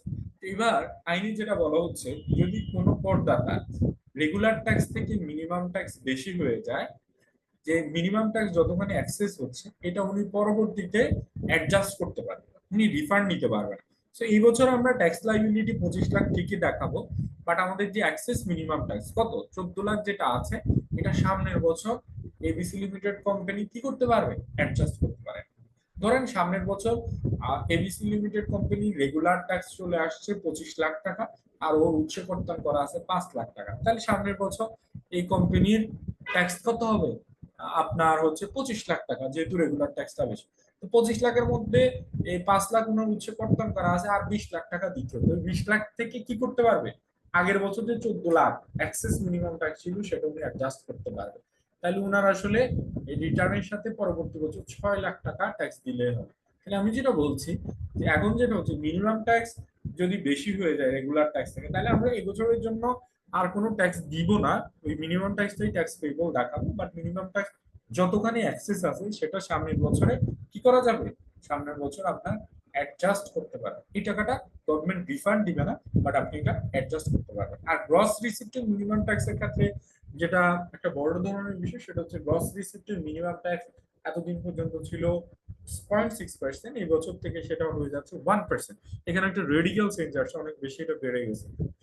আর সেই সাথে আরেকটা জিনিস বলি, গ্রস রিসিপ্টের মিনিমাম যে ট্যাক্সটা, এখানে খেয়াল রাখবেন, কোনো একটা ব্যবসা যদি অব্যাহতিপ্রাপ্ত আয় হয়, এক্সাম্পটেড ইনকাম হয়, তার কিন্তু গ্রস রিসিপ্টের মিনিমাম ট্যাক্স আসবে না। একইভাবে ওর যদি রিডিউস রেটের ইনকাম হয়, গ্রস রিসিপ্টটাও কিন্তু রিডিউস রেটে অ্যাডজাস্ট করতে হবে, এটা একটু খেয়াল রাখবেন। আর এই 38টা খাতে উচ্চ কর্তন হলে সেটা মিনিমাম ট্যাক্স হবে। এবার আসি মিনিমাম ফাইনাল ট্যাক্স। এটা আসলে কোম্পানির জন্য খুব একটা অ্যাপ্লিকেবল না, কোম্পানির একটা জায়গায় হয়, সেটা হচ্ছে এক্সপোর্ট ক্যাশ সাবসিডি। কোন কোম্পানির এক্সপোর্ট ক্যাশ সাবসিডির এগেনস্টে যদি কোনো ট্যাক্স কাটা হয়, সেটা ওই কোম্পানির জন্য মিনিমাম ফাইনাল ট্যাক্স। এছাড়া বাকি যে তিনটা আছে সেগুলো আসলে ইন্ডিভিজুয়ালদের জন্য দুটো অ্যাপ্লিকেবল। ইন্ডিভিজুয়ালদের জন্য কোন দুটো অ্যাপ্লিকেবল, যে কোনো স্বাভাবিক ব্যক্তির সঞ্চয়পত্রের ইন্টারেস্টের এগেনস্টে আউটসোর্সে যে ট্যাক্সটা কাটা হয় সেটা মিনিমাম ফাইনাল ট্যাক্স। এবং ট্রান্সফার অফ প্রপার্টি, আপনি যদি কোনো প্রপার্টি ট্রান্সফার করেন, ওই প্রপার্টি ট্রান্সফারের সময় যেটা হয়, আপনি জমি বিক্রি করলে ছাপা কবলা দলিল মূল্যে রেজিস্ট্রির সময় একটা ট্যাক্সের টাকা জমা হয়। ছাপা কবলা দলিল মূল্যে রেজিস্ট্রির সময় যে ট্যাক্সের টাকাটা জমা হচ্ছে, এটা আপনার ছাপা কবলা দলিল মূল্য এবং কস্ট অফ অ্যাকুইজিশনের এই ডিফারেন্স দিয়ে যে ক্যাপিটালটা গেইন হয়, এই ক্যাপিটাল গেইনের এগেইনস্টে এটাই ফাইনাল ট্যাক্স। বাট আপনি যদি ছাপা কবলা দলিল মূল্য থেকে অ্যাক্সেস কোনো অ্যামাউন্ট আপনি পেয়ে যান, সেই অ্যাক্সেস অ্যামাউন্ট কিন্তু আবার রেগুলার রেটে ট্যাক্স হবে। আমার কথাটা একটু জটিল, আমি এক্সাম্পল দিয়ে বলি। ধরেন রহমান সাহেব 2024-এর ডিসেম্বর মাসে একটা জমি বিক্রি করছেন, যে জমিটা উনি 20 লাখ টাকায় কিনছেন, এই জমিটা উনি বিক্রি করছে 60 লাখ টাকা। বাট উনি এইটা ছাপা কবলা দলিল মূল্যে রেজিস্ট্রি দিয়েছেন 50 লাখ টাকা। তাইলে এই যে দলিলের এই জমি বিক্রি করছেন উনি 60 লাখ টাকায়, বাট উনি রেজিস্ট্রি দিলেন 50 লাখ টাকা। উনি যখন 50 লাখ টাকায় ছাপা কবলা দলিল মূল্যে রেজিস্ট্রি দিচ্ছেন, তখন ওইখানে একটা এআইটি জমা হচ্ছে। লেটস সে ধরেন এই 50 লাখের এগেনস্টে 3 লাখ টাকা অ্যাডভান্স ইনকাম ট্যাক্স মানে এই ট্যাক্স বাবদ জমা হয়েছে। আয়কর আইন যেটা বলছে যে ছাপা কবলা দলিল মূল্যে আপনি যে রেজিস্ট্রিটা দিচ্ছেন, রেজিস্ট্রির এখানে যে ক্যাপিটাল গেইনটা হবে সেটা আপনার জন্য ফাইনাল ট্যাক্স।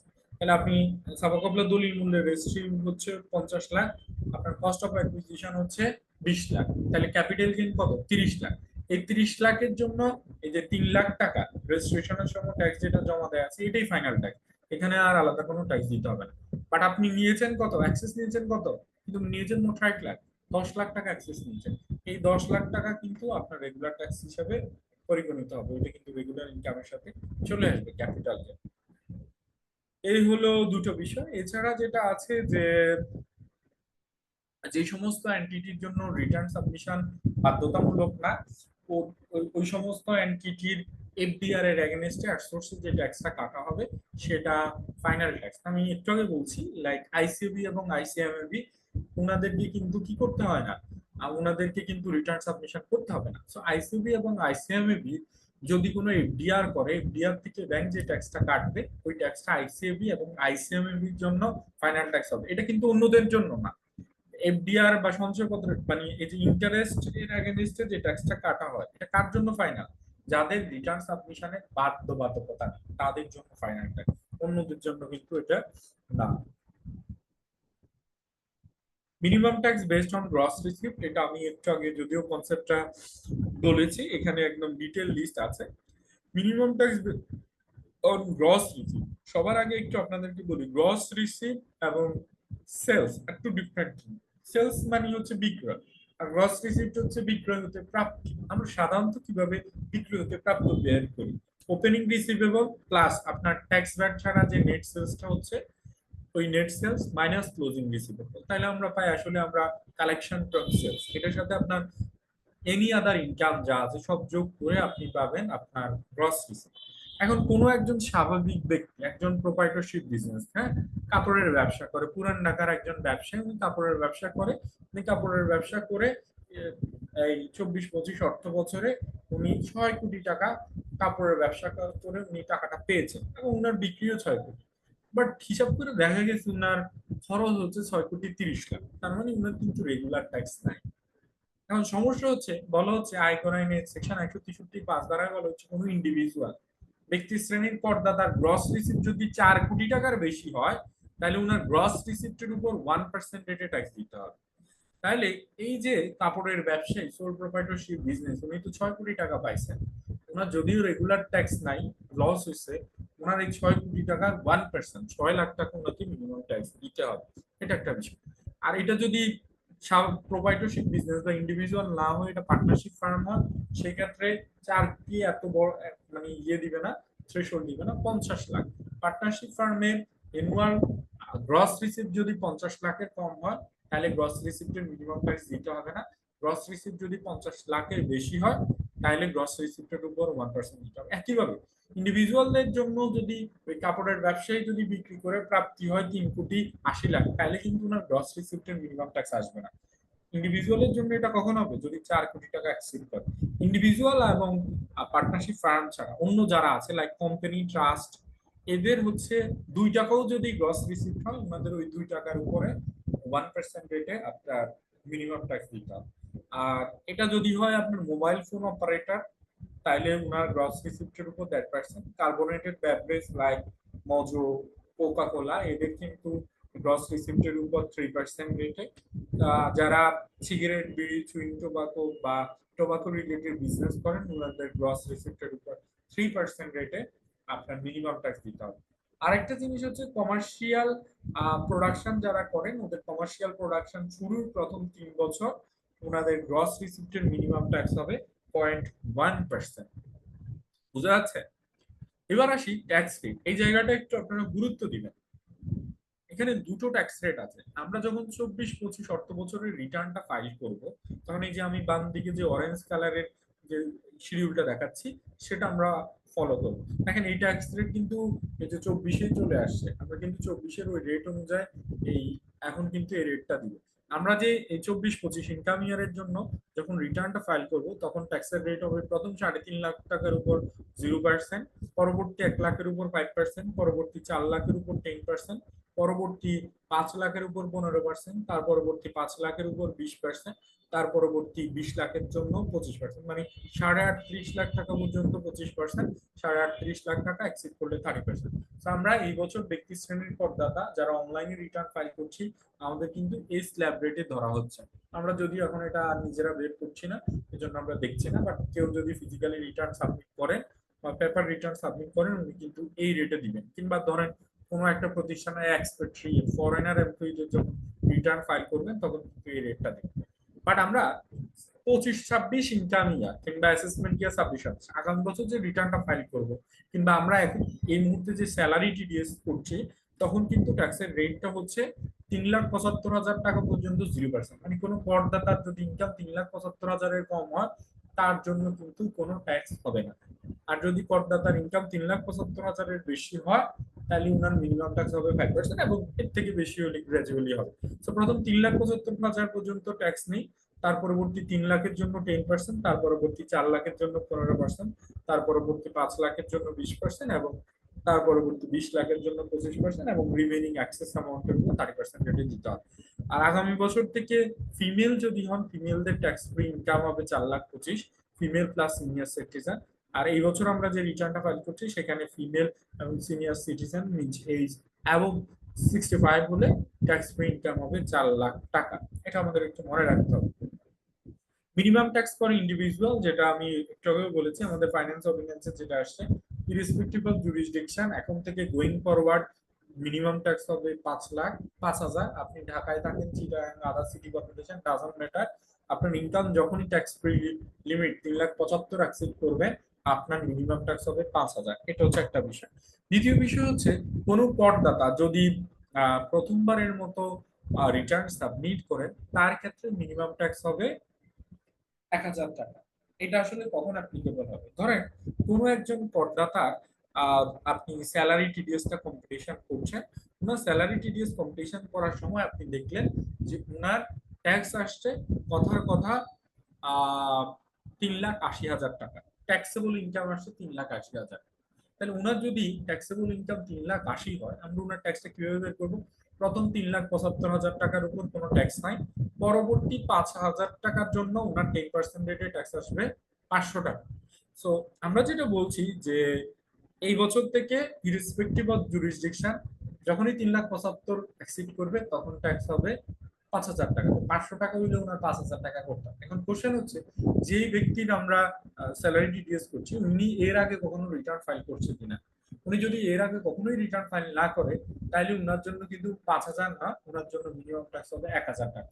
তাহলে উনার আসলে এই যে যার 3,80,000, তার কিন্তু আপনি টিডিএস 5,000 কাটবেন না, ওনার টিডিএস কাটবেন আপনি 1,000। 1,000 ডিভাইডেড বাই 12 করে সারা বছর যা আসে সেটা কাটবেন। আর যখনই আসলে 1,000 এক্সিড করে যাবে, তখন আর আসলে ওই যেটা আছে যা আসবে সেটাই কাটবেন, যতক্ষণ পর্যন্ত না ওইটা 5,000 না হবে। মানে প্রথমবার হইলে, বা ওনার যদি ধরেন রেগুলার আসে 2,000, আপনি 2,000ই কাটবেন, 3,000 আসলে 3,000। প্রথমবার যদি করদাতা হয়, ওনার জন্য মিনিমাম ট্যাক্স হচ্ছে 1,000। আর যদি উনি প্রথমবার না হন, তাহলে ওনার জন্য 5,000। এখানে একটা ভ্যালিড কোশ্চেন হচ্ছে, এখন করদাতা অনেকেই বলতে পারে, ভাই আমার এইবারই প্রথম, সেক্ষেত্রে আপনি অবশ্যই কি করবেন? এটা একটু চেক করে নিতে পারেন। লেটস সে আপনি ওনার টিম দিয়েও অনলাইনে দেখতে পারেন যে লাস্ট ইয়ার রিটার্নটা অনলাইনে আছে কিনা। যদি থাকে তাহলে তো আপনি ধরেই ফেলতে পারবেন। আবার এক্ষেত্রে একটা অসুবিধা হবে যে হয়তো করদাতা 2 বছর ট্যাক্স দিয়েছে, গত 2 বছর দেয়নি, এখন আবার দিচ্ছে, সেক্ষেত্রে এটা বের করাটা মুশকিল। তো যাই হোক, এখানে আসলে যেটা হবে, আপনি এখন টিডিএস কম কাটলেও কি হবে, ওই করদাতা যখন রিটার্ন ফাইল করতে যাবেন, তখন কিন্তু স্বয়ংক্রিয়ভাবে শর্টফলের জন্য ওনাকে রিটার্নটা দিয়ে দিতে হবে। তো এটা আসলে টিন যদি অর্থ বছর হয়, সেই ক্ষেত্রে ধরেন উনি টিনই নিছেন এই অর্থ বছরে এবং ইনকাম ওনার আসলে 3,80,000, সেক্ষেত্রে আপনি 1,000 কাটতে পারেন। আদারওয়াইজ ডিসক্রিশনারি বা দুর্বোধ্য হলে 5,000 কাটবেন। ট্যাক্স রিবেট আমরা এতক্ষণ ধরে বললাম যে জাস্ট ট্যাক্স দিব, গভর্নমেন্ট কিন্তু আমাদেরকে একটু প্রণোদনা রেখেছে, ট্যাক্স রিবেট রেখেছে। ট্যাক্স রিবেট নিতে হলে আমাদেরকে কিন্তু বিনিয়োগ করতে হবে, বিনিয়োগ না করলে ট্যাক্স রিবেট পাওয়া যাবে না। কোথায় বিনিয়োগ করলে রিবেট পাওয়া যাবে, সেটা আমাদের ওই যে আয়কর আইনের 6 শিডিউল পার্ট 3 তে বলা আছে। আমি যদি কয়েকটা বলি, লেটস সে সঞ্চয়পত্রতে বিনিয়োগ করলে 5 লাখ টাকা পর্যন্ত বিনিয়োগের উপর রেয়াত পাবেন। আপনি যদি 24-25 অর্থ বছরে 3 বছর মেয়াদি 7 লাখ টাকা সঞ্চয়পত্র কিনেন, আপনাকে মাত্র 5 লাখ টাকার উপরে বিনিয়োগ দেওয়া হবে। মানে আর আপনি যদি 4 লাখ কিনেন, পুরো 4 লাখের উপরে দিবেন, মানে ম্যাক্সিমাম আপনাকে 5 লাখ টাকার উপর বিনিয়োগের উপরে রেয়াত দিবে। আরেকটা জিনিস হচ্ছে, 3 বছর মেয়াদি সঞ্চয়পত্র কিনলে পরের বছর কিন্তু আপনি এটার জন্য রেয়াত নিতে পারবেন।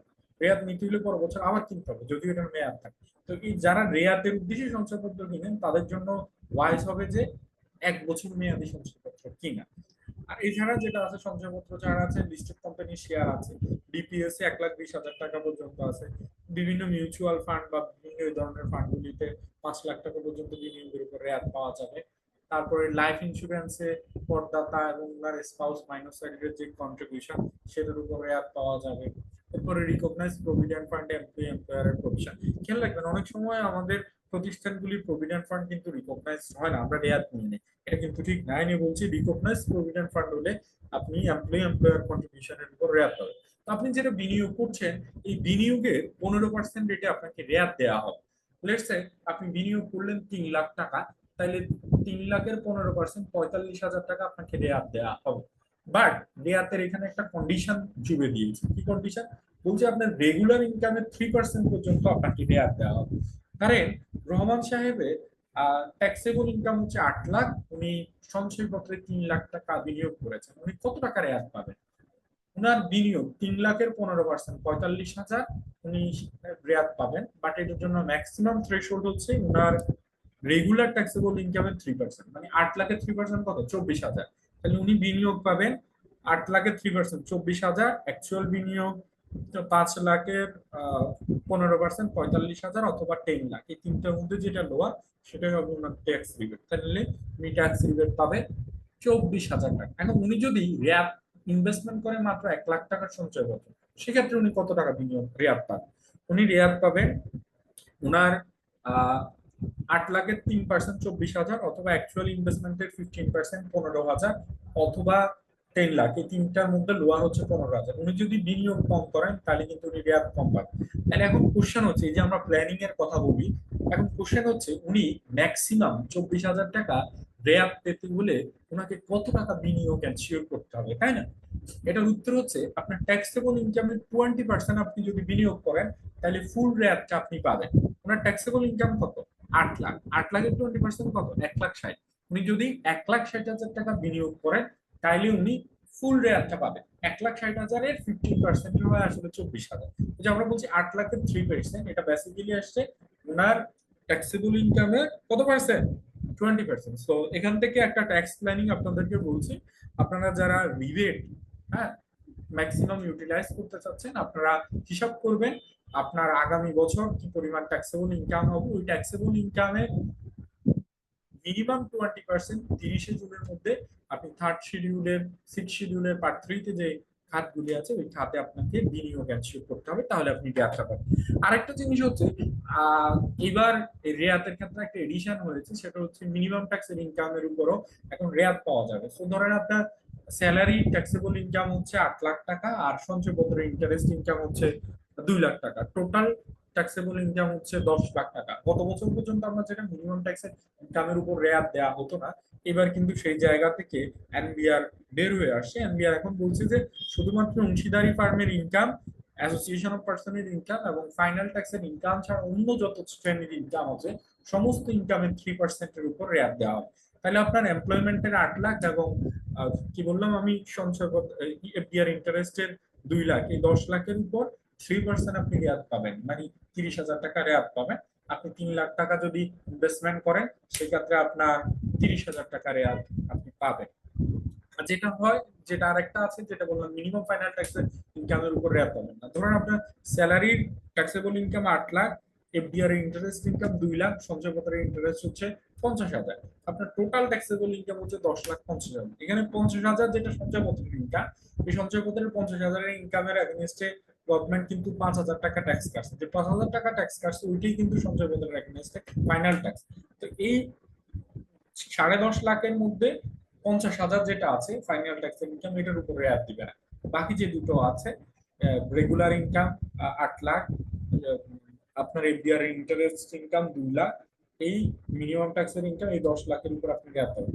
আচ্ছা, ওই এফডিআর ইন্টারেস্ট ইনকামকে আমি কেন মিনিমাম ট্যাক্স বলছি, কারণ 163(2) দ্বারাই বলা হচ্ছে কোন ইন্টারেস্টের এগেইনস্ট 102 দ্বারাই যদি ট্যাক্স কাটা হয় সেটা হবে মিনিমাম ট্যাক্স। এটা আসলে ইন্টিগ্রেশন। ধরেন আপনার বাবা এফডিআর করছেন 40 লাখ টাকা, উনি 40 লাখ টাকার উপরে বছর শেষে 4 লাখ টাকার ট্যাক্স পাচ্ছেন, ইন্টারেস্ট পাচ্ছেন। ব্যাংক কিন্তু উনাকে 4 লাখ টাকা দেয়নি, ব্যাংক উনার 4 লাখ টাকা থেকে 10% ট্যাক্স কেটে উনাকে দিয়েছে 3,60,000। আমরা যখন উনার ট্যাক্সটা কম্পিটিশন করবো, উনার ইনকাম দেখাবো 4 লাখ টাকা, ঠিক আছে? এখন উনি যদি মেইল হয়, ওনার 3.5 লাখ টাকা পর্যন্ত এক্সাম্পল, ওনার রেগুলার ইনকাম হচ্ছে, তাহলে তাকে ট্যাক্সেবল ইনকাম হচ্ছে 50,000। 50,000-এর উপর ওনার 5% রেটের ট্যাক্স আসবে কত? 50,000-এর 5% রেট 2,500। ওনার রেগুলার ট্যাক্স 2,500, আর উৎসে কর্তন যেটা আছে ওইটা ওনার জন্য মিনিমাম ট্যাক্স। ওনার মিনিমাম ট্যাক্স হচ্ছে 25,000, সরি 40,000। ওনার রেগুলার ট্যাক্স 2,500, মিনিমাম ট্যাক্স হচ্ছে 40,000, ওনার ট্যাক্স পেয়েবল হবে 40,000।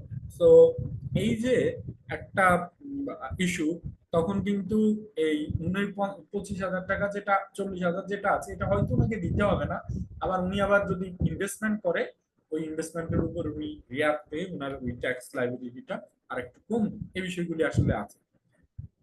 আমার আসলে আজকে সময় শেষ, আমার একটা ক্লাসও আছে, তারপর আমি কুইকলি আর 2-3 মিনিট একটু শেষ করি।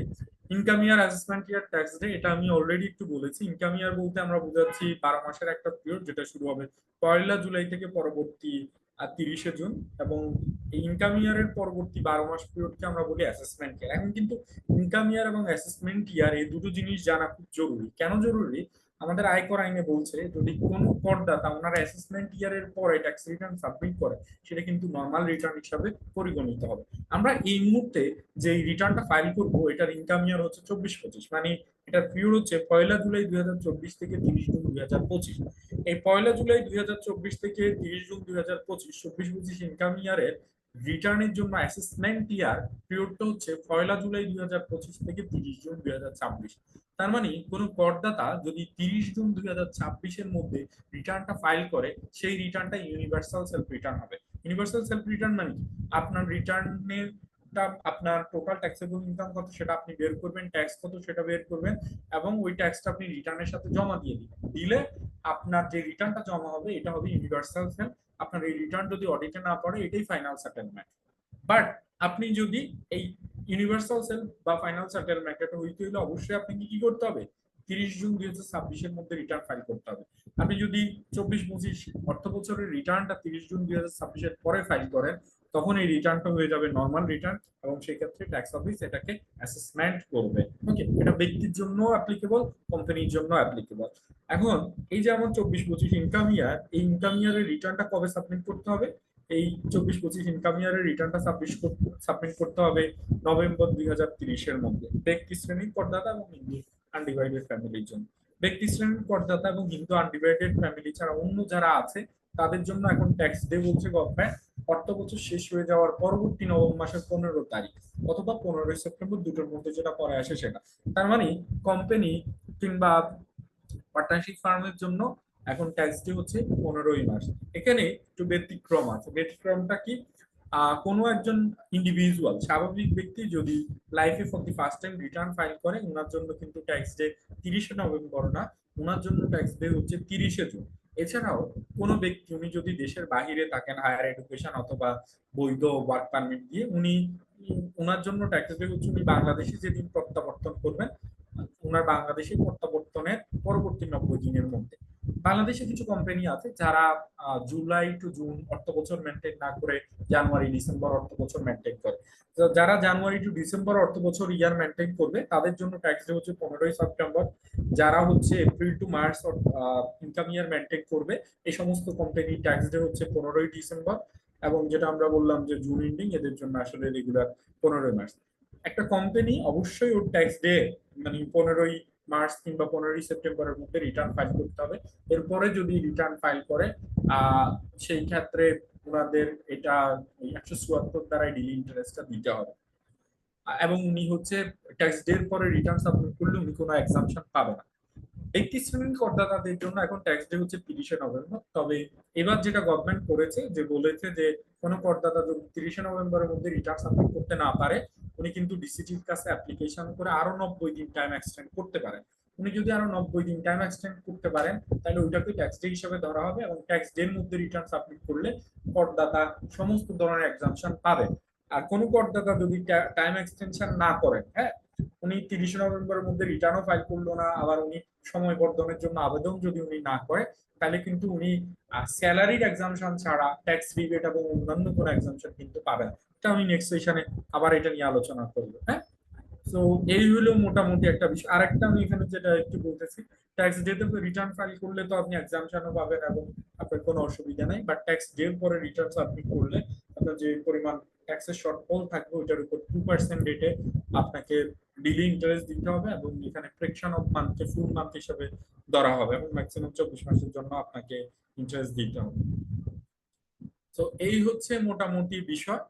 আমরা এতক্ষণ ট্যাক্স রিবেট এবং রেগুলার ট্যাক্স এবং রিবেট নিয়ে কথা বলছি। ব্যক্তি শ্রেণীর করদাতাদের জন্য গভর্নমেন্ট এডিশনাল একটা ট্যাক্স রেখেছে যেটাকে আমরা শার্ট সার্চ নামে জানি। শার্ট সার্চটা কখন দিতে হয়? যদি কোনো একজন ব্যক্তি শ্রেণীর করদাতা 30 জুন 2025 বা 30 জুন তারিখে অ্যাসেটের ভ্যালু 4 কোটি টাকা এক্সিড করে তখন ওনাকে ওনার যে ট্যাক্সটা আসবে ওই ট্যাক্সের উপর এডিশনাল 10% শার্ট সার্চ দিতে হবে। 24-25 অর্থ বছরের জন্য আমরা যেটা করছি রেগুলার ট্যাক্স থেকে রিবেটটা বাদ দিয়ে যে ট্যাক্স পেয়েবল হয় ওই ট্যাক্স পেয়েবলের উপর এই শার্ট সার্চটা অ্যাপ্লিকেবল হচ্ছে।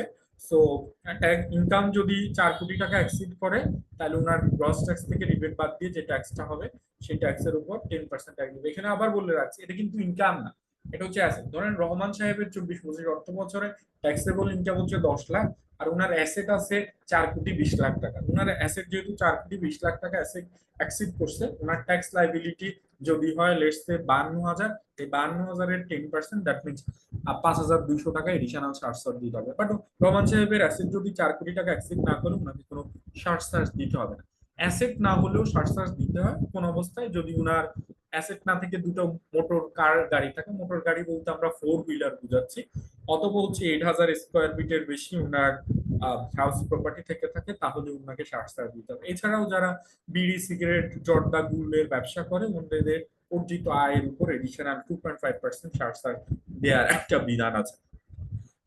কাদের আসলে রিটার্ন সাবমিট করতে হবে, এটা আয়কর আইনের 261 ধারায় বলা আছে, এটা নিয়ে আমি আর না বলি, আমি আপনাদের সাথে সেটা শেয়ার করে দিব, এটা আপনারা দেখেন কাদেরকে আসলে ম্যান্ডেটরি রিটার্ন ফাইল করতে হবে। দেখেন কোম্পানি, ফার্ম, পার্টনারশিপ ফার্ম, এদের ইনকাম যাই হোক না কেন, এদেরকে কিন্তু ম্যান্ডেটরি রিটার্ন ফাইল করতে হয়। কোম্পানি, পার্টনারশিপ ফার্ম অ্যাসোসিয়েশন, এরা যারা আছে, এদের income what ever the limit is, এদেরকে রিটার্ন ফাইল করতে হয়। শেয়ার হোল্ডার ডিরেক্টর, একটা ফার্মের পার্টনারশিপ ফার্মের পার্টনারদেরকে, অথবা কোনো এমপ্লয়ি, উনার ইনকাম যদি ট্যাক্স ফ্রি লিমিট এক্সিড নাও করে, উনি যদি এক্সিকিউটিভ, সুপারভাইজার এবং পোস্টের হোল্ড করেন, তাহলে উনার রিটার্ন ফাইল করতে হবে। গভর্নমেন্ট এমপ্লয়িকে রিটার্ন ফাইল করতে হবে। এছাড়া যদি টিম নাও থাকে, ওনার যদি income tax free limit exceed করে, ওনাকে কিন্তু আসলে রিটার্ন ফাইল করতে হবে। এবং আমাদের আয়কর আইনে 264(3) দ্বারাই বলা হচ্ছে, এখন মোটামুটি 37টা সার্ভিস নিতে হলে আপনাকে অবশ্যই রিটার্ন সাবমিট করতে হবে, যেমন 10 লাখ টাকার বেশি সঞ্চয়পত্র কিনা, কিংবা আপনার ওই যে ক্রেডিট কার্ড কিনা, এবং আরো স্পেসিফিক ইস্যুতে আপনাকে অবশ্যই কি করতে হবে, এখন রিটার্ন সাবমিশনের প্রমাণপত্র দিতে হবে। কাদের জন্য রিটার্ন ফাইল ম্যান্ডেটরি না, যেমন আইসিবি, আইসিএমএনবি, প্রাইমারি স্কুল, আমি এগুলি বলেছি, এটা 166(2) দ্বারায় আছে, আর রিটার্ন কখন দিতে হবে না। দেন এবার মানে আয়কর আইন 2023-এ একটা অপশন আছে যে টিম ক্যান্সেলেশন। এটা আপনি কখন করবেন, কেউ যদি মারা যায়, ওনার ডুপ্লিকেট টিম থাকে, ওনারা আগে ছিল পার্টনারশিপ ফার্ম, এখন কোম্পানি করেছে, সেক্ষেত্রে ওনারা টিম ক্যান্সেলের জন্য আবেদন করতে পারেন। কিংবা কোনো একজন ব্যক্তির পরপর 3 বছর যদি ট্যাক্সেবল ইনকাম না থাকে, পরপর 3 বছর zero tax return. Zero tax মানে হচ্ছে ট্যাক্স নাই, জিরো ট্যাক্স মানে সব জায়গায় জিরো না, ওনার যদি কোনো ট্যাক্স ইনকাম না থাকে, পরপর 3 বছর রিটার্ন ফাইল করার পরে উনি টিম ক্যান্সেলেশনের জন্য আবেদন করতে পারেন। ট্যাক্স অফিস আপনার আবেদন প্রাপ্তির বেসিসে এটা অ্যাসেস করে রিটার্ন আপনাকে টিমটা ক্যান্সেল করে দিতে পারেন, এবং সেক্ষেত্রে আপনাকে ডিক্লারেশন দিতে হবে যে ফিউচারে আর কখনো আপনার ট্যাক্সেবল ইনকাম হবে না। তো এই সমস্ত ক্ষেত্রে বেসিক্যালি আপনার টিমটা ক্যান্সেল হতে পারে। আচ্ছা ভাই, আমি ক্লাসে জয়েন করছি, জাস্ট 5 মিনিট আমি জয়েন করতেছি। So thank you everyone, thank you for your patience sharing. আমার আসলে নির্ধারিত সময় শেষ, অন্য একটা ক্লাসও আছে। আপনাদের কারো যদি কোনো কোশ্চেন থাকে, আমি 2 মিনিটে একটু কোশ্চেন নেই। তো আমার কন্ট্যাক্ট ডিটেল আমি দিয়ে দিচ্ছি আপনাদেরকে, this is my contact details. আমি স্লাইডটা আপনাদেরকে গ্রুপে শেয়ার করবো, আপনারা স্লাইডটা একটু দেখে নেবেন। আর ওই যে কেউ একজন মনে হয় বলছিলেন কিছু একটা অ্যাড করার জন্য, আপনি আমাকে 1-to-1 একটু নক করে, কারো কিছু বলার থাকলে একটু বলতে পারেন, আদারওয়াইজ আমার একটু তাড়া আছে। জি সরি। স্যার, 6 শিডিউলে যে কোম্পানিগুলো ট্যাক্স এক্সাম্পটেড 27 সাল পর্যন্ত, তাদের যদি কোনো ট্যাক্স ডিডাক্ট করে, তাহলে কি ওইটা কি ফাইনাল ট্যাক্স হয়ে যাবে, না ওইটা ক্যারি ফরওয়ার্ড করা যাবে? যারা আচ্ছা, যাদের 6 শিডিউলে এক্সাম্পটেড, ওদের আসলে ট্যাক্স কেন ডিডাক্ট করবে? ওনার তো ওনার তো ট্যাক্স ট্যাক্স ডিডাকশনই হবে না উনাদের। ট্যাক্স ডিডাকশন দেখেন, সাপোজ যদি দুটো এফডি জিনিস থাকে। দুটো জিনিস একটা হচ্ছে উনাদের এক্সাম্পটেড হচ্ছে বিজনেস ইনকাম। এখন একটা এক্সাম্পটেড বিজনেসের যদি ধরেন এফডিআর এর ইন্টারেস্ট ইনকাম থাকে, সেটা তো অব্যাহতিপ্রাপ্ত ইনকাম না।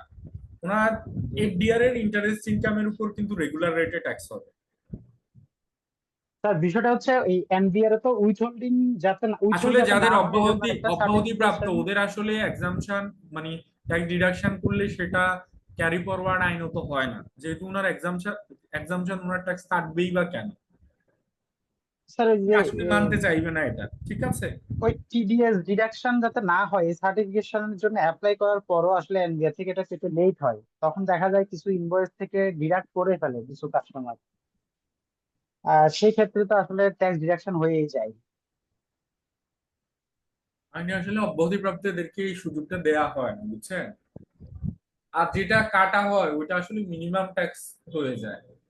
ঠিক আছে, 89 ধারায় যেটা কাটে সেটা তো আবার মিনিমাম ট্যাক্স হয়ে যায়। এবছর আচ্ছা থেকে স্যার, এই যদিও যে বিধানটা একটু চেঞ্জ হয়েছে, এই প্রিসিডেন্স সিক্স নেয়, শিডিউলে যারা প্র্যাকটিক্যালি আছে, দেয় না। হ্যাঁ, প্র্যাকটিক্যালি মানে না। সিক্স শিডিউলে যারা আছে এই আমি এক্সামটেড বুঝতে ইনকাম, পেরেছি আপনার ইস্যু, এটা আসলে প্র্যাকটিক্যালি মানে না। হ্যাঁ, আমি এটা নিয়ে না আপনার সাথে আমি আরেকটা অ্যাসোসিয়েটেড ইয়া ছিল, এই সিক্স শিডিউলে যারা এক্সামশন পায় তাদের কি বাধ্যতামূলক ইএস ডিডাকশনের সার্টিফিকেটটা নিতে হয়? অবশ্যই নিতে হবে। আপনি উৎস করে যে বিধি আছে, বিধিতে বলা আছে যাদের অব্যাহতিপ্রাপ্ত আয় তারা যদি এক্সামশন সার্টিফিকেট না দেয় তাহলে হুম, আপনি রেগুলারিটি ট্যাক্স কাটবেন। Thank you sir. ঠিক আছে, ওইটার জন্য বিধি দেখতে হবে। তো আমি আসলে অতিশয় দুঃখিত যে আমি খুব বেশি টাইম আজকে দিতে পারছি না। আমি আশা করি এটা আমি পরের দিন পোষায় দিব। আজকের জন্য আমি এখানে একটু বিদায় নিচ্ছি। কারো কোনো কোয়েরি থাকলে আমার সাথে পার্সোনালি যোগাযোগ করবেন। আল্লাহ হাফেজ। আসসালামু আলাইকুম। আসসালামু আলাইকুম।